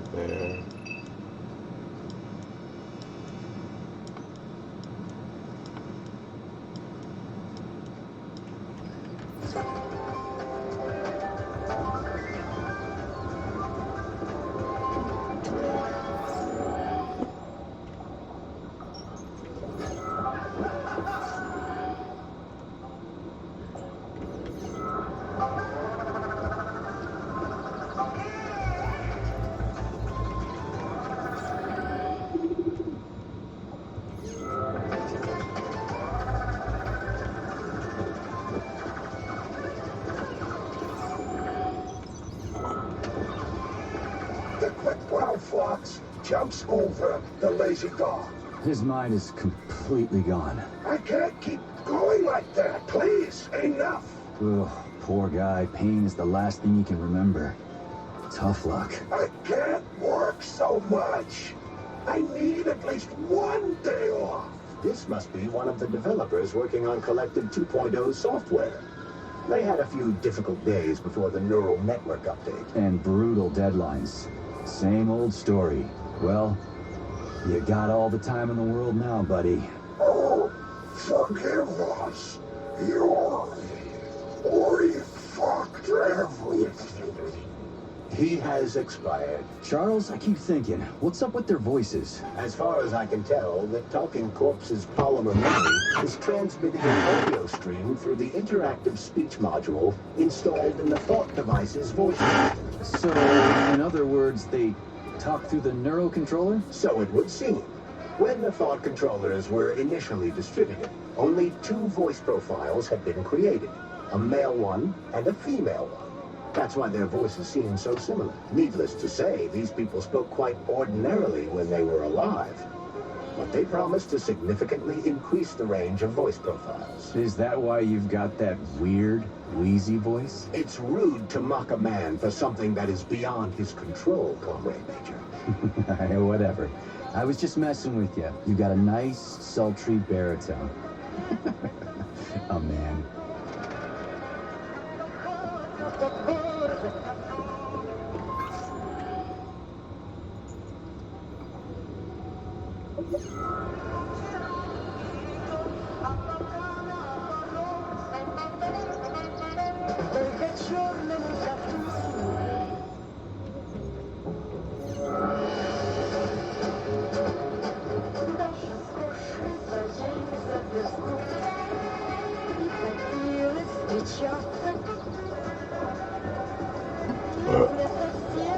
Come on, not that hooker bot again. Watch out. There are robots beneath us. Really? I thought they were ladybugs. Access granted.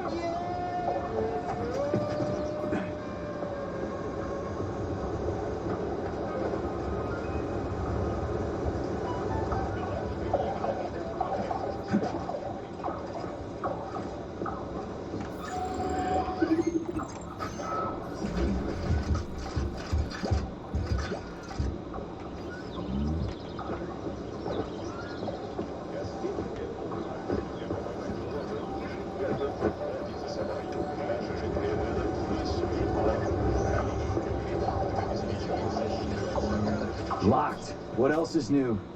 Charles, open it. Unfortunately, I lack the ability to unlock doors. You're like a broken record, you know that? I'll deal with it.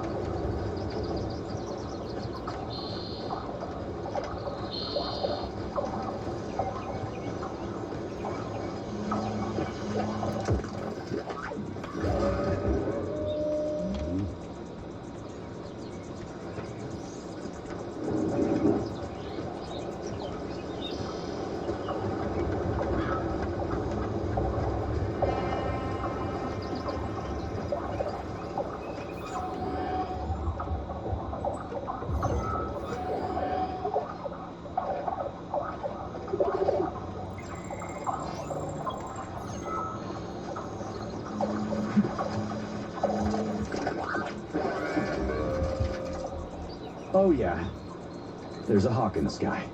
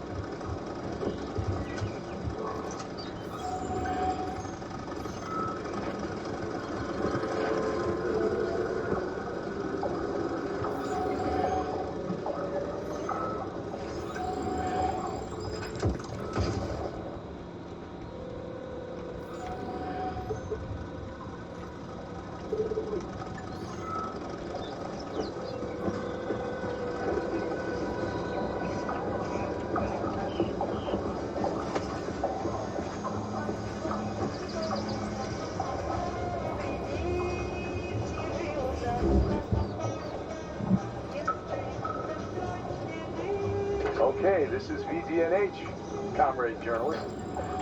I expected something a little more grandiose. Yeah, everybody thinks that. But there's nothing here, right? It's just a park. Follow me. You'll see. Oh, and get your camera ready. What did you say your magazine was called? World War about today. Well, we've got today. The world won't get until the day after tomorrow.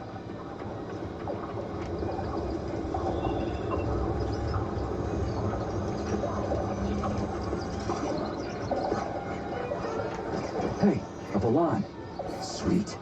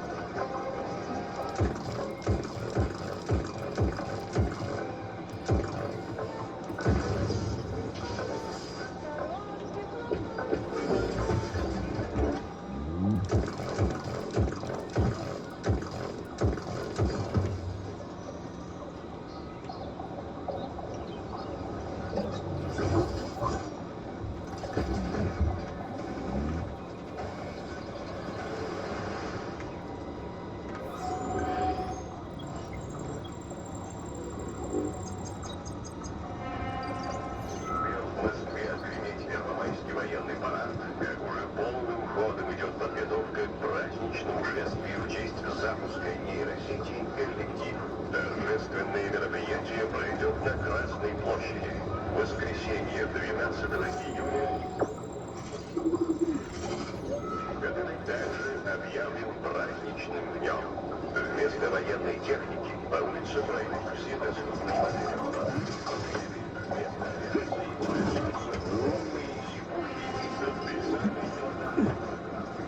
This room contains the Hawk terminal, but the security system locked the door when the emergency protocol was activated, preventing unauthorized access.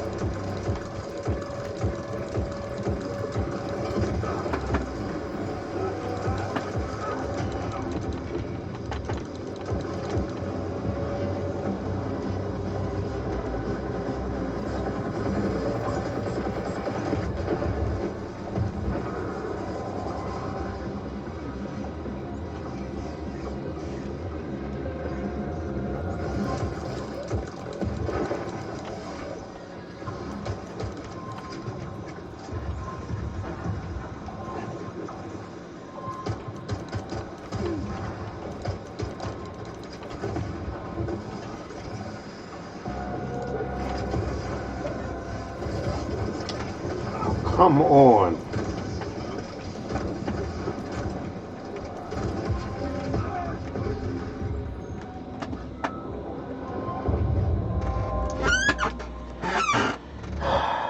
Yeah.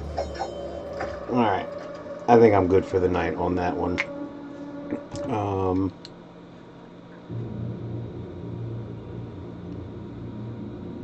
Yeah, it's already 3 o'clock.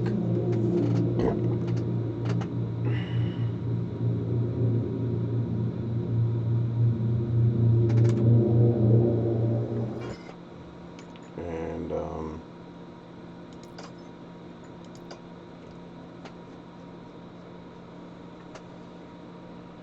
yeah. Yeah, I've been playing for 2.5 hours, almost 2 hours, 45 minutes. Hmm.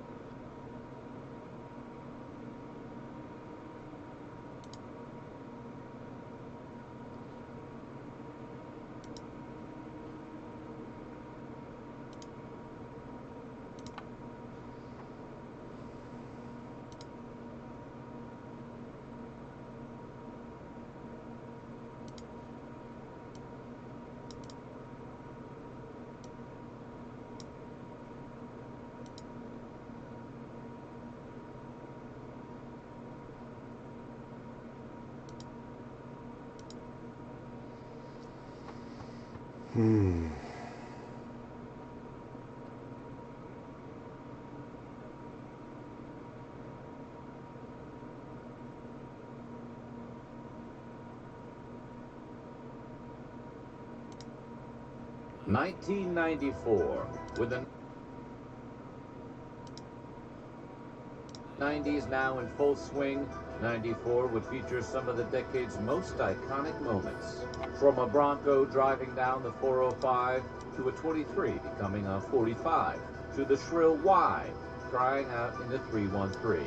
1994 would not be your usual suspects. All right, you all know the drill. Strap in, because we're ready to go the distance. I'm ready to go in, Coach. Just give me a chance. We're going to talk about the news, culture, sports, and entertainment, and all that was weird in the 90s. This is Timeline. Alright, yeah, we're gonna end the night off with that. Today, it's 90s galore, because we're covering everything from 1994. But before we get started, be sure to subscribe to the Weird History channel and let us know in the comments below. While you do that, I'm going to fold laundry. 1994. So. Okay, now are you ready for an encore of 94? The chicken is in the pot.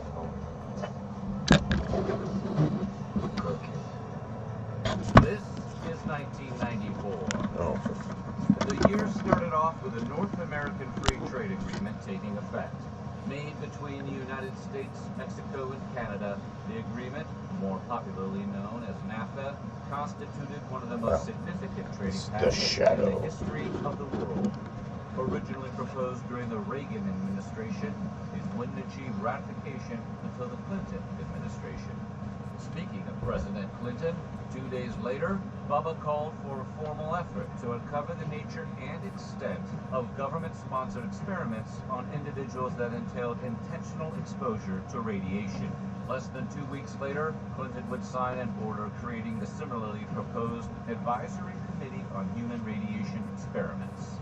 The government would make recommendations designed to prevent similar experiments in the future. On January 6th, after leaving a Detroit ice skating rink while prepping for the Olympic trials, figure skater Nancy Kerrigan was clubbed on the back of her knee. The assailant, James Spann, had been hired by Jeff Gillooly, who just happened to be the ex-husband of Tanya Harding, Kerrigan's main skating competitor. Harding and Kerrigan would eventually both compete in the Olympic Games, where Kerrigan won a silver medal. 2 months later, Harding would later plead guilty to conspiracy. In the middle of January, singer-songwriter Harry Nilsson died. Nilsson, who began his career in New York, reached fame in 1967 when he scored his first top 10 hit with a cover of Fred Neil's Everybody's Talkin'.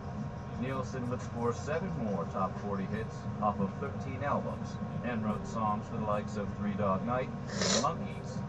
Nielsen's final on-stage appearance was with Ringo Starr's All-Star Band in Las Vegas, Nevada in 1992. 2 days later, we go to Los Angeles, where a 6.7 magnitude earthquake struck the San Fernando Valley at 4:31 a.m. That's too early for anything, let alone an earthquake. The catastrophe collapsed entire apartment complexes, destroyed freeways, downed power lines, and caused gas mains to explode. In the end, the Northridge earthquake injured over 9,000 people and killed 72, and with damages estimated to be over $20 billion, making it the costliest quake in U.S. history. On January 22nd, just 1 day after his 72nd birthday, television and film star Telly Savalas died. Savalas was best known for portraying the lollipop-sucking detective Kojak, who spouted the catchphrase, "Love you, baby. You're beautiful." Savalas also starred in films Kelly's Heroes, On Her Majesty's Secret Service, and The Dirty Dozen. Fun fact, Savalas was also the godfather to Jennifer Aniston. What? Moving into February, the world lost a visionary when comic book legend Jack Kirby died. Born Jacob Kurtzberg in 1917, Kirby would go on to co-create some of the best-known superheroes, such as Captain America, the Incredible Hulk, the Fantastic Four, Thor, Iron Man, the original X-Men, Black Panther, the Inhumans, and Doctor Doom, among many others. While at DC Comics, he created the New Gods, the Forever People, and the villain Darkseid. Reminds me, Snyder Cut? Pretty darn bad. 6 days later, on February 12th, the 1994 Winter Olympic Games held its opening ceremony in Lillehammer, Norway. A record 67 nations competed in the Games, including former Soviet republics like Armenia, Georgia, Kazakhstan, Ukraine, and Uzbekistan. It was also the first time since 1912 that Russia competed as an independent country, and the first Winter Games that ever included Israeli athletes. On February 20th, Pope John Paul II added fuel to the debate over gay marriage when he described them as a serious threat to the future of the family and society, and declared that they should not be recognized and ratified as a marriage. The Pope's comments came weeks after the European Parliament indicated support for gay marriages and for the right of gay people to adopt children. The comments were featured in a letter the Pope addressed to all Catholics, which also addressed his views on divorce, contraception, and abortion. In late February, comedian Bill Hicks died from pancreatic cancer. Hicks, whose career was on the rise, had an HBO special, several live album releases, and he made his mark in 1991 at the Edinburgh Festival, where he won the Critics' Award. He was also a hero in the UK. Rock band Tool even used Hicks as an opener. Hicks would joke about how any performance might be his last, unbeknownst to his audience, who had no idea that the comedian was actually sick. Hicks was only 32. Moving into March, on the 1st, Beck released his third studio album entitled Mellow Gold. Sales were powered by the hit single Loser, which sampled the song I Walk on Gilded Splinters by Johnny Jenkins.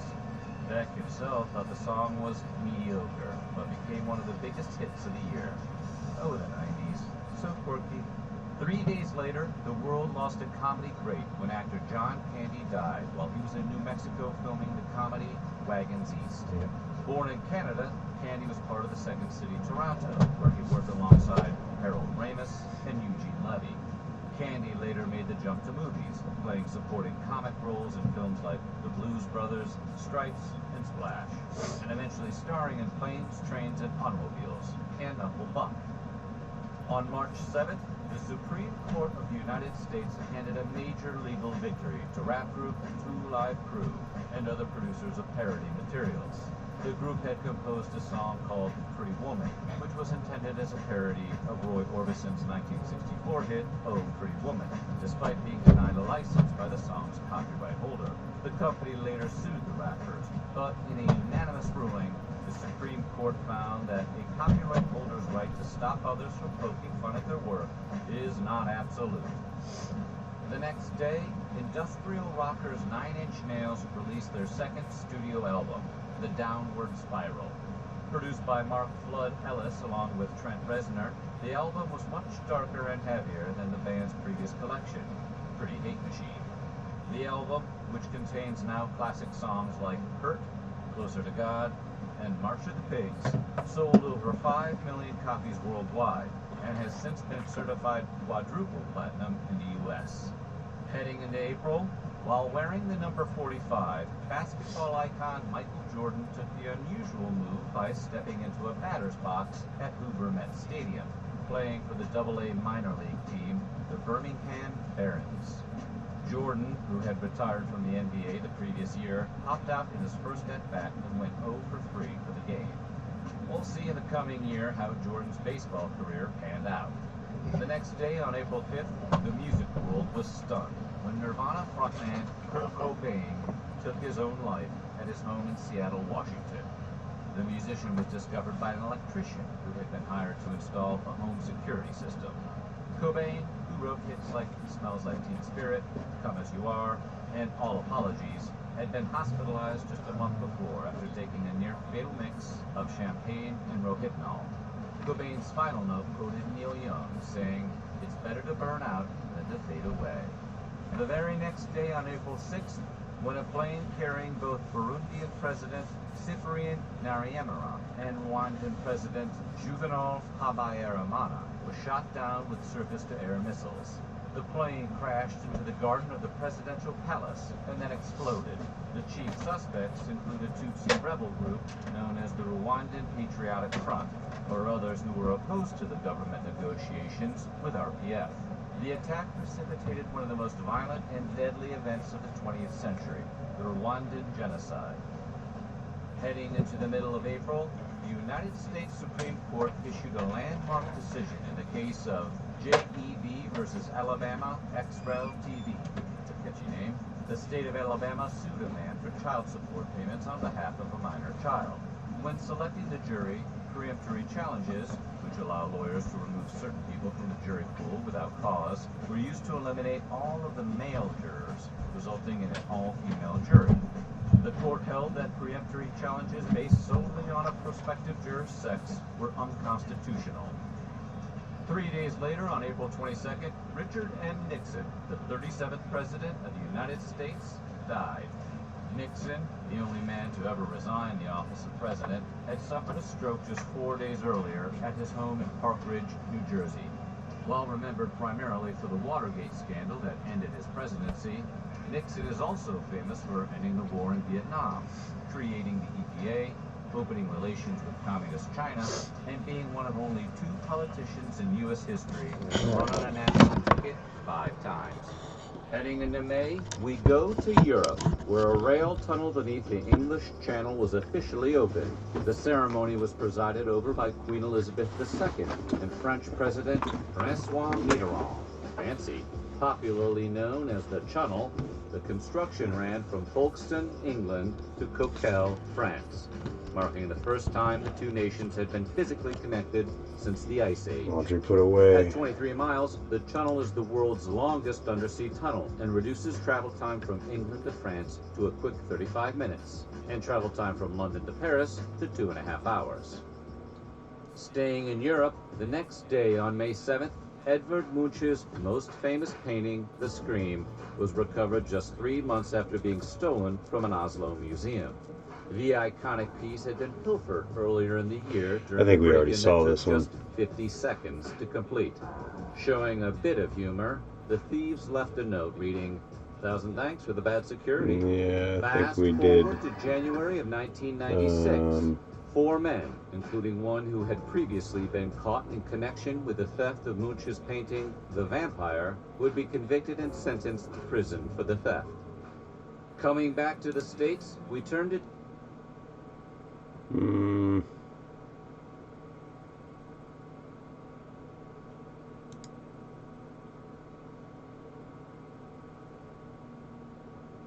In fact, I think we said we were gonna, yeah.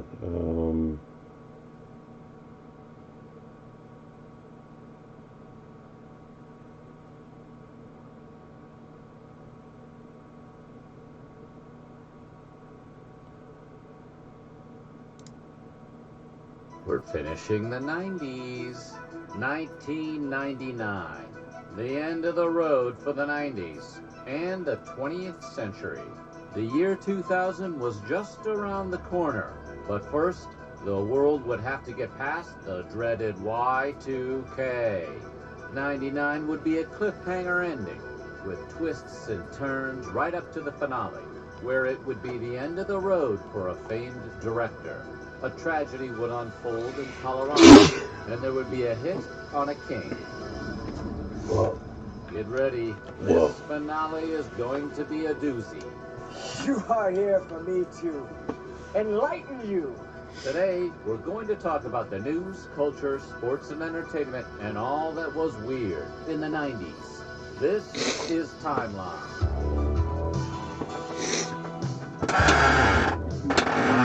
This one has aged like a fine wine, and is a vintage 1999. But before we get started, be sure to subscribe to the Weird History channel, and let us know what the 90s taught you about movies. And be sure to stick around until the very end. We'll let you know what new decade Timeline will be covering next, as well as a special announcement.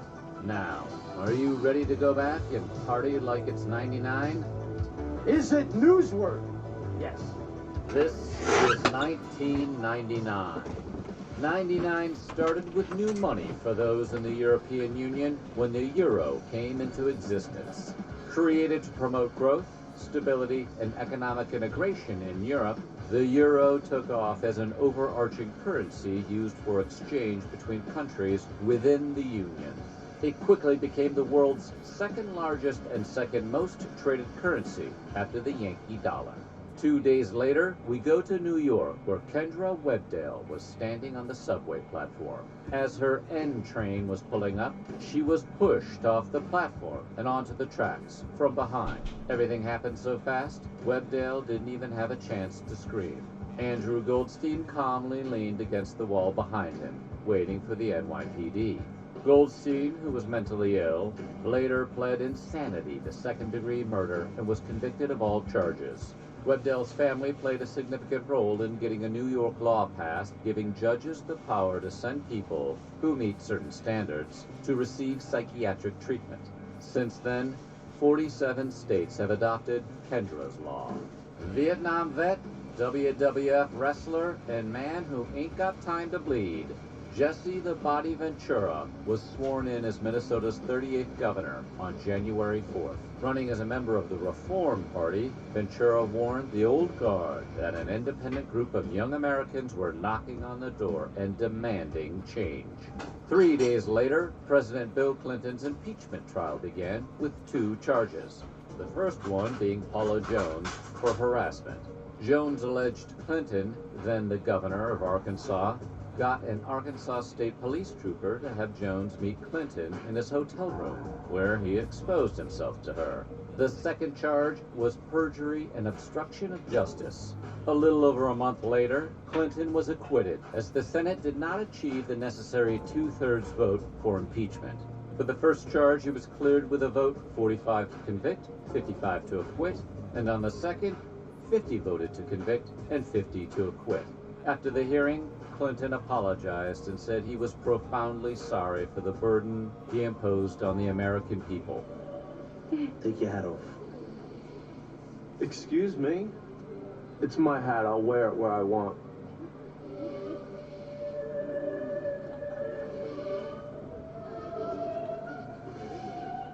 In mid-January, after 6 MVP NBA final wins in 15 seasons with the Chicago Bulls, Michael Jordan retired from the NBA for the second time. Jordan stated that he had lost the desire to perform at his hyper-competitive level of play. The fact that Scottie Pippen, Dennis Rodman, and coach Phil Jackson were leaving Chicago made Jordan's decision all the easier. This wouldn't be his last retirement, though, as we flash forward to 2003, when Jordan announced his retirement from the NBA for a third time, after putting 2 seasons in with the Washington Wizards. He didn't have a press conference this time, but he did get a serenade from Boys to Men, and a 3-minute standing ovation from Philadelphia fans at his last game. Excellent. The mind control device is nearing completion. Stewie, I said no toys at the table. Damn you, vile woman! You've impeded my work since the day I escaped from your wretched womb. Heading into February, we go to the Middle East, where King Abdullah II was sworn in before the Jordanian parliament only several hours after the death of his father, King Hussein. Decades later, Abdullah remains very popular worldwide for stabilizing his country as well as making inroads with the promotion of interfaith dialogue. Being that he's a member of the Hashemite dynasty and a 41st generation direct descendant of the Prophet Muhammad, Abdullah's political finesse is no surprise. And after that, I just sort of space out for about an hour. One of the finest movies Space ever. out? Yeah, I just stare at my desk. But it looks like I'm working. In late February, Eminem's The Slim Shady LP was released.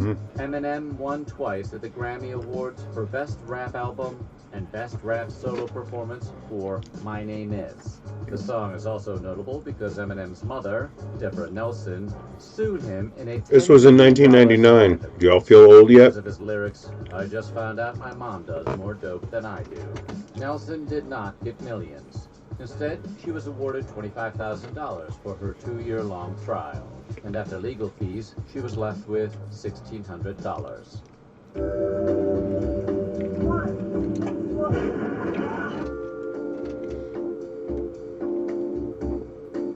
Fox presents a family comedy for the new millennium. What are you looking at? Malcolm in the Middle, premiering this January on Fox. 6 days after he screened the final cut of Eyes Wide Shut to Warner Brothers, Stanley Kubrick died in his sleep at the age of 70 from a heart attack on March 7th. Kubrick's family held a small private funeral for him at his home, Childwickbury Manor. Kubrick was buried underneath his favorite tree on his lush 200-acre estate. Guests called the event less of a funeral and more of a British picnic, complete with cellists, clarinetists, and vocalists. The United States got its own Legoland on March 20th near San Diego. It was the third Legoland ever built, and the first Legoland to exist outside Europe.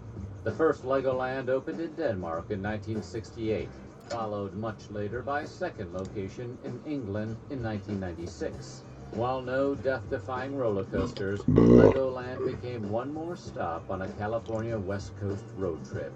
Launching their world record trek from Chateau d'Ay, Brian Jones and Bertrand Piccard made the first non-stop flight around the world in a balloon.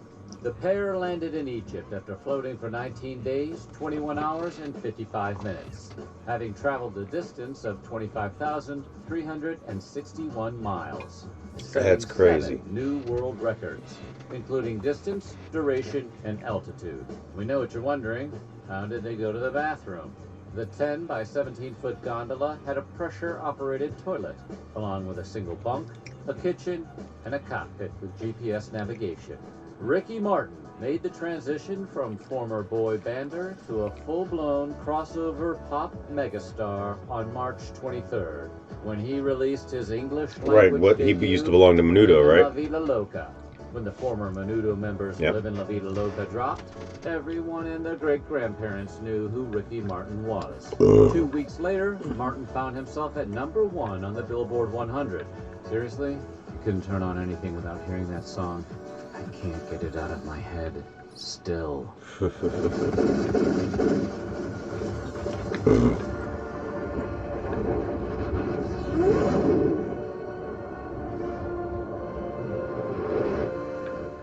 If you were going to mark one of the 90s most impactful events, Columbine, which took place on April 20th, would surely make everyone's list. It was at 11:19 a.m. on that day when Eric Harris and Dylan Klebold walked into their high school and systematically began shooting their classmates. Almost 1 hour after Harris and Klebold began firing, the two had taken the lives of 12 students and 1 teacher, and injuring 21 others before taking their own lives. The pair had been planning this attack for over a year. I've been training my whole life for the day I could join the Krusty crew, and now I'm ready.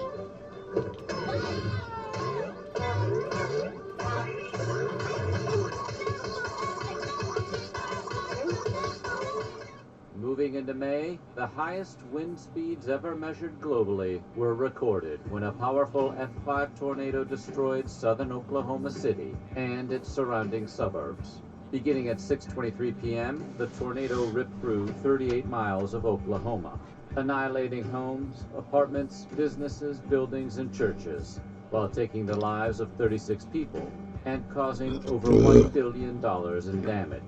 After the tornado flamed out at 7:48, a major disaster declaration was pushed by President Clinton the following day.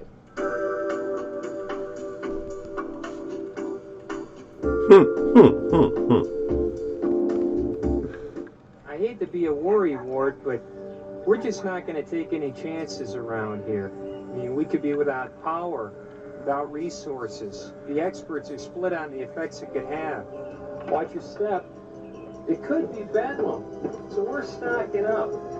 And when the millennium hits, we'll be ready. Did somebody say McDonald's?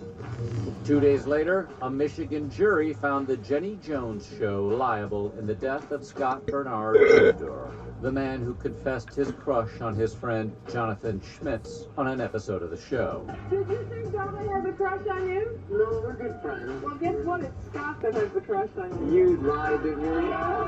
Amador's family received over $29 million, claiming that Jones and her producers used ambush tactics to lure Schmitz on the show, telling him they were going to reveal his secret female admirer. They reasoned that the producers created a dubious situation with no concern for the possible outcome. Yeah, but it doesn't mean you go and kill somebody, man. Wasn't it? Told him something that it couldn't have been. Sure. In that particular show, no, I was not aware that that could be embarrassing. I didn't think that it would be embarrassing. The decision would be overturned in 2002, when a Michigan Court of Appeals ruled that Jones had no duty to anticipate and prevent the act of murder committed by Schmitz 3 days after leaving the studio. The Jenny Jones Show would air its last episode 1 year later. We go to Kansas City, where on May 23rd, in front of a live audience, pro wrestling lost Owen Hart. I remember when that happened. Feet to his death in a stunt gone wrong in WWF's Over the Edge pay-per-view event. During his entrance against The Undertaker, Hart was in a harness connected to a grapple line. He was supposed to hover a few feet off the mat, then free himself with a quick-release mechanism. Instead, his grapple line accidentally became untethered, and Hart crashed onto the top rope, missing the turnbuckle by a foot. I have the unfortunate responsibility to let everyone know that Owen Hart has died. Hart was pronounced dead on arrival at Truman Medical Center. 6 days later, on May 29th, Discovery became the first space shuttle to dock with the International Space Station. Manned by the STS-96 crew, Discovery's job was to deliver hardware to the bare-bones ISS. After 27 years of service, Discovery retired after 39 flights for a total of 8,783 hours in space, with 149 million miles on the odometer. You can now find Discovery at the Smithsonian Institution's National Air and Space Museum in Virginia. Heading into June, the music world changed forever when Sean Fanning and Sean Parker launched Napster, allowing anyone to download songs for free. Napster came at a time when albums could cost up to $20. That's almost $32 adjusted for inflation. The party didn't last for long, though. On March 13th, 2000, Metallica drummer Lars Ulrich filed a lawsuit against Napster. Napster hijacked our music. I stopped listening to them for a long time after that happened. It became available for free downloads on the Napster system. The argument I hear a lot that music should be free must then mean that musicians should work for free. And on July 11th, 2001, Napster shut down its entire network. In the middle of June, we go to Maine, where during his daily walk, Stephen King was hit by a minivan driven by Brian Smith. Smith, who had almost a dozen driving citations, bounced the rider off his windshield and into a ditch. It just happened. Bang, there it was. And I woke up with my lap on sideways. Smith was arrested and pleaded guilty, earning him 6 months in jail, which was suspended, much like his driver's license. Meanwhile, King suffered from a collapsed lung, 9 breaks in his lower leg, a gash on his head, 4 broken ribs, and a shattered hip. We fast forward to September 21st, 2004, when King released The Dark Tower 7, The Dark Tower. King, who was never very happy with the leniency Smith got, created a character named Brian Smith. King described the character as a simpleton who hits and kills a character after being distracted by his dog, which is pretty much what happened to King. Revenge is a dish best served cold. Coming back to 99 and staying with authors, J.K. Rowling's Prisoner of Azkaban was released on July 8th, selling 68,000 copies in just I think that's when I days in the UK really alone. entered The the film adaptation of Prisoner of Azkaban would eventually debut at number the 1 book on series May was around 23rd, Prisoner of 2004, Azkaban. holding that spot for a couple weeks, yet having the distinction of being the lowest grossing of all 8 installments. That said, Azkaban is still viewed as the best Potter film among critics and purists alike. I would What tend is to still agree. considered one of the most important events in women's athletics, the FIFA Women's World Cup final took place on July 10th, pitting the United States against China at the Rose Bowl in Pasadena, California. The match was played in front of over They still 90,000 haven't forgiven us for that. spectators and ended in a scoreless draw following 2 extra times. This led to a penalty shootout, ending with the United States' Brandi Chastain sneaking a line drive past China's goalkeeper Gao Hong for a 5-4 win. Of course, what everyone remembers about this match was Chastain's reaction. En route to a wedding of his cousin, John F. Kennedy Jr. flew his 3-month-old Piper Saratoga from New Jersey's Essex County Airport. Kennedy took off into the hazy horizon with his wife, Carolyn Bassett, and her sister, Lauren. Unqualified and unlicensed to fly by instruments only, Kennedy became spatially disoriented and flew nose first into the Atlantic. 3 days later, on the 21st, Navy divers recovered Kennedy and the Bassett sisters. Beginning on Thursday, July 22nd, and concluding on Sunday, the 25th, Woodstock returned for the 3rd time. From day one, it was a show for poor infrastructure, lack of water, lack of shade, and shameless price gouging. On Saturday night, the 400,000-plus festival attendees finally revolted. 40 minutes into Limp Bizkit's set, Fred Durst whipped the unwashed masses into a frenzy. Thousands began chanting the lyrics to Break Stuff, and thus began their 2-day demolition of the former Griffiths Air Force Base. By the time the Chili Peppers ended their headlining set with a cover of Jimi Hendrix's Fire, a good portion of the festival grounds were literally en fuego.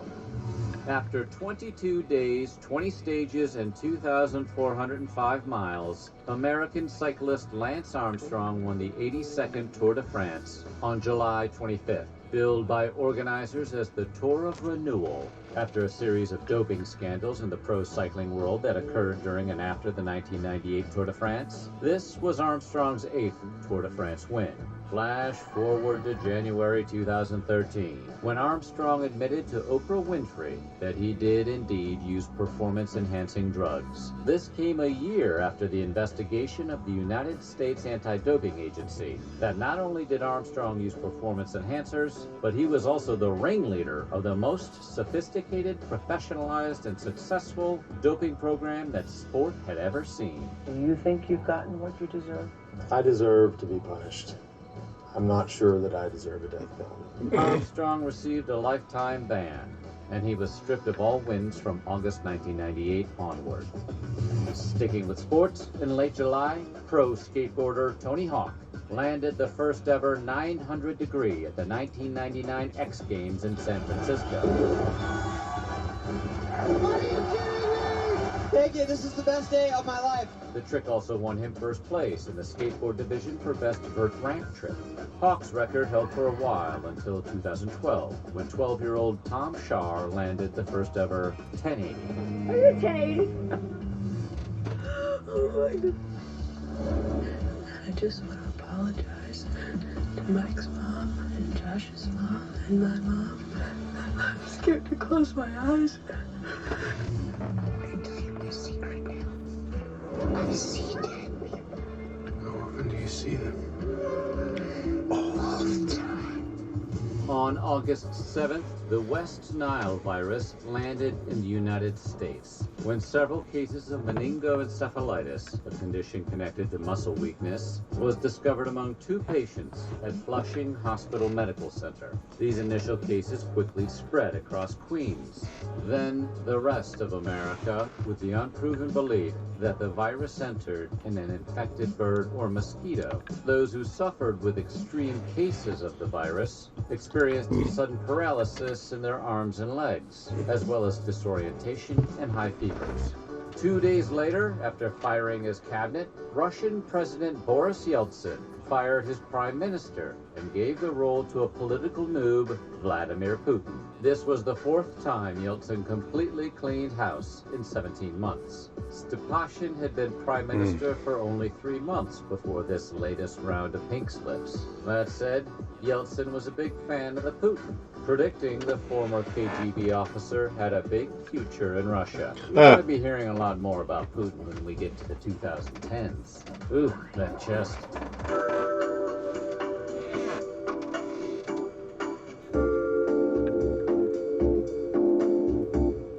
Comedy Central presents all new shows from Comedy's Rising Star. I wrote a script and I gave it to a guy who reads scripts, and he read it and he said he really likes it, but he thinks I need to rewrite it. I said, Dad, I'll just make a copy. Comedy Central presents Mitch Hedberg. Rest in peace, good sir. Comedy Central. In late August, Michael Johnson set the new world record for the men's 400 meter at the 1999 World Championships in Seville, Spain. Johnson, at the relatively old age of 31, was running among the world's fastest humans. Yet Johnson made it look like he was competing against the JV team. Johnson pulled away from the pack, winning with a new world record time of 43.81 seconds. He's got it! He's got it! World record! Superman flies again! Hurricane Floyd touched down in the Bahamas on September 7th and plowed through the east coast of America for 2 days. Floyd also caused the 4th largest evacuation in U.S. history when authorities ordered 2.6 million coastal residents across 5 states to evacuate their homes. I am drenched up to my chest. I'm getting stuff out. Y'all get over here. I never in my life rode a boat before, but I had to take a chance to get out of the water. We was almost sinking in the church. In the end, Hurricane Floyd caused 85 fatalities and $6.5 billion in property damage, becoming the costliest in North Carolina's history, until Hurricane Florence said, "Hold my beer" in 2018, and caused $24 billion worth of damage. And in a rare move by the World Meteorological Organization, the name Floyd was retired from ever being used again for any other future Atlantic hurricane. Shit, man, now it's all gone. Oh, God. You know what a duvet is? Comforter. It's a blanket. Just a blanket. Now, why do guys like you and I know what a duvet is? Is this essential to our survival? Things you own end up owning you. I think we deserve a little junk food after the workout we had this morning. Would you like to try our new beef and cheese pot pie on a stick? Just $1.99 for a limited time only? You are so busted. You know, this really doesn't concern you. Well, actually, Janine is senior drive-thru manager, so you kind of are on her turf. Sometimes a cigar is just a cigar. Is there a specific reason you call us out? Whoever did this sliced off his cigar and took it with him. Is that specific enough? Who'd want to cut your penis off? Take a number.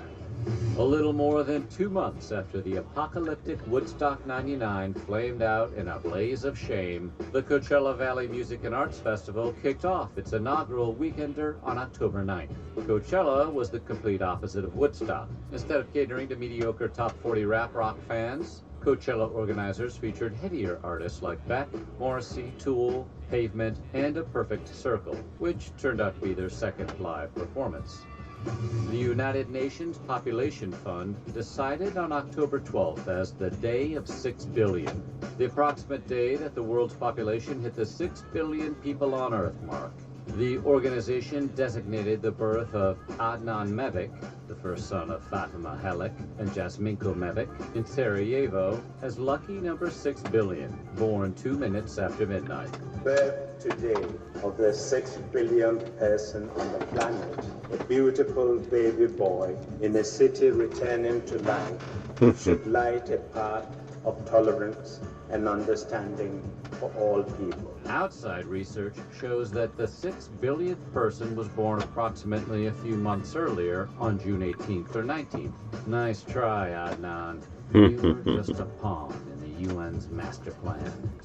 Superstar who dominated basketball in the 1960s and 70s was found dead today at his home in Los Angeles.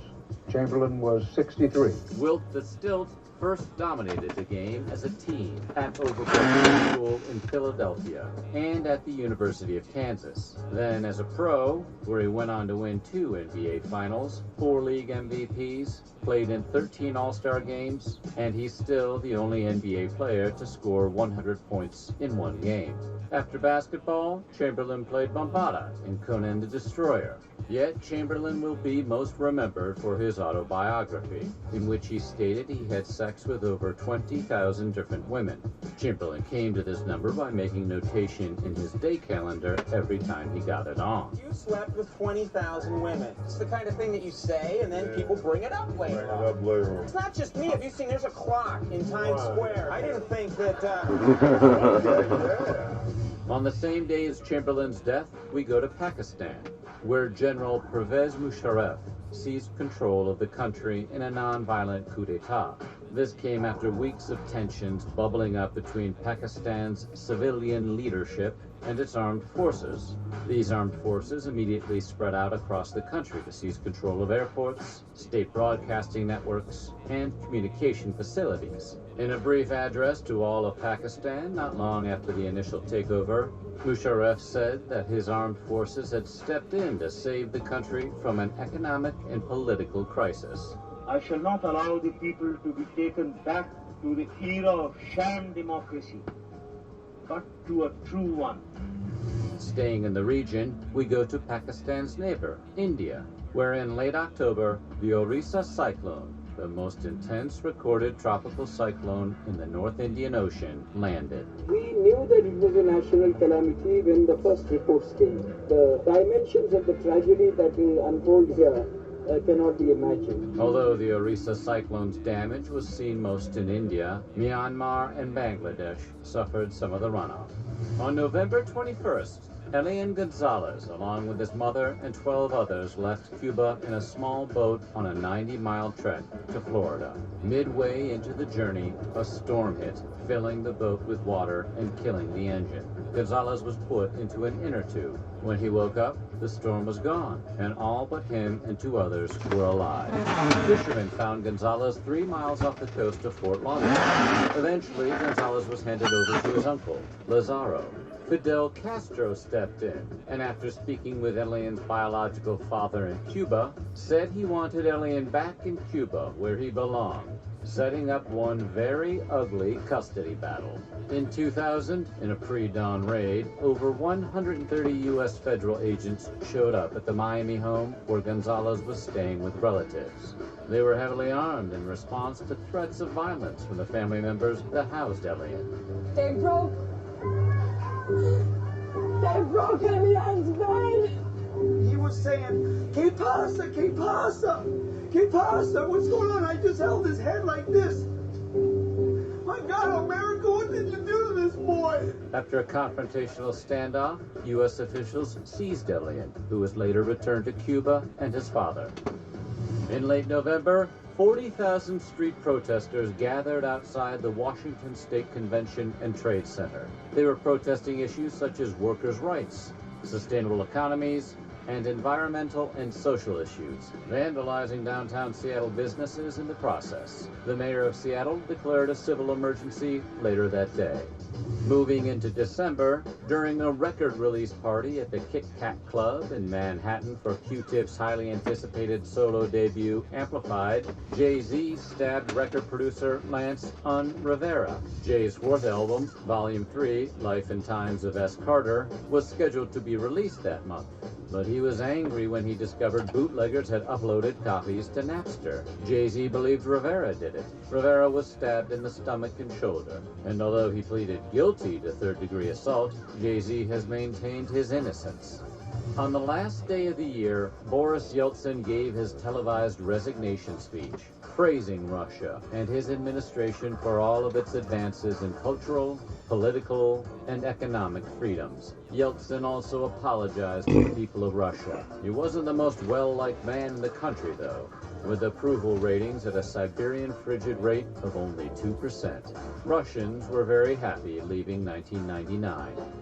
Speaking of leaving 1999, on the last day of the 20th century, the big fear was Y2K. The Y2K theory was that once the clock struck midnight on December 31st, global computer systems wouldn't be able to process the 2 and 0 in the year 2000. This could cause software malfunctions to bring down worldwide industries and even air traffic. Companies spent billions of dollars restructuring and securing their data and rewriting code. End-of-the-world predictions and apocalyptic scenarios were commonly mentioned. Yeah, the Antichrist. Doomsdayers were super disappointed But in the end, because programmers nothing did their really job. happened. Wah, wah. And that is how 1999 would end. We hope you enjoyed this trip down 90s memory lane. And maybe you found your favorite flannel in the closet and listened to Pearl Jam's 10 again. Be sure to watch or rewatch all of our Timeline 90s videos, as well as our Timeline the 80s. We know why you're still here. What decade will Timeline do next? We're going to be taking a break in between decades, but in the not-so-distant future, Season 3 of Timeline will be the 70s. What about to say to the people of the 21st century, huh? But before we do that, we're going back in history for something else. Get your appetites ready because we're introducing a new series that will follow the history of your favorite food, from its humble beginnings to what it is today. Coming soon, Weird History on Food, with Season 1 on cheese. Bon appetit. So what do you think? What was your favorite story from Timeline the 90s? Let us know in the comments below, and while you're at it, check out our other Timeline videos from our weird history. All right, man.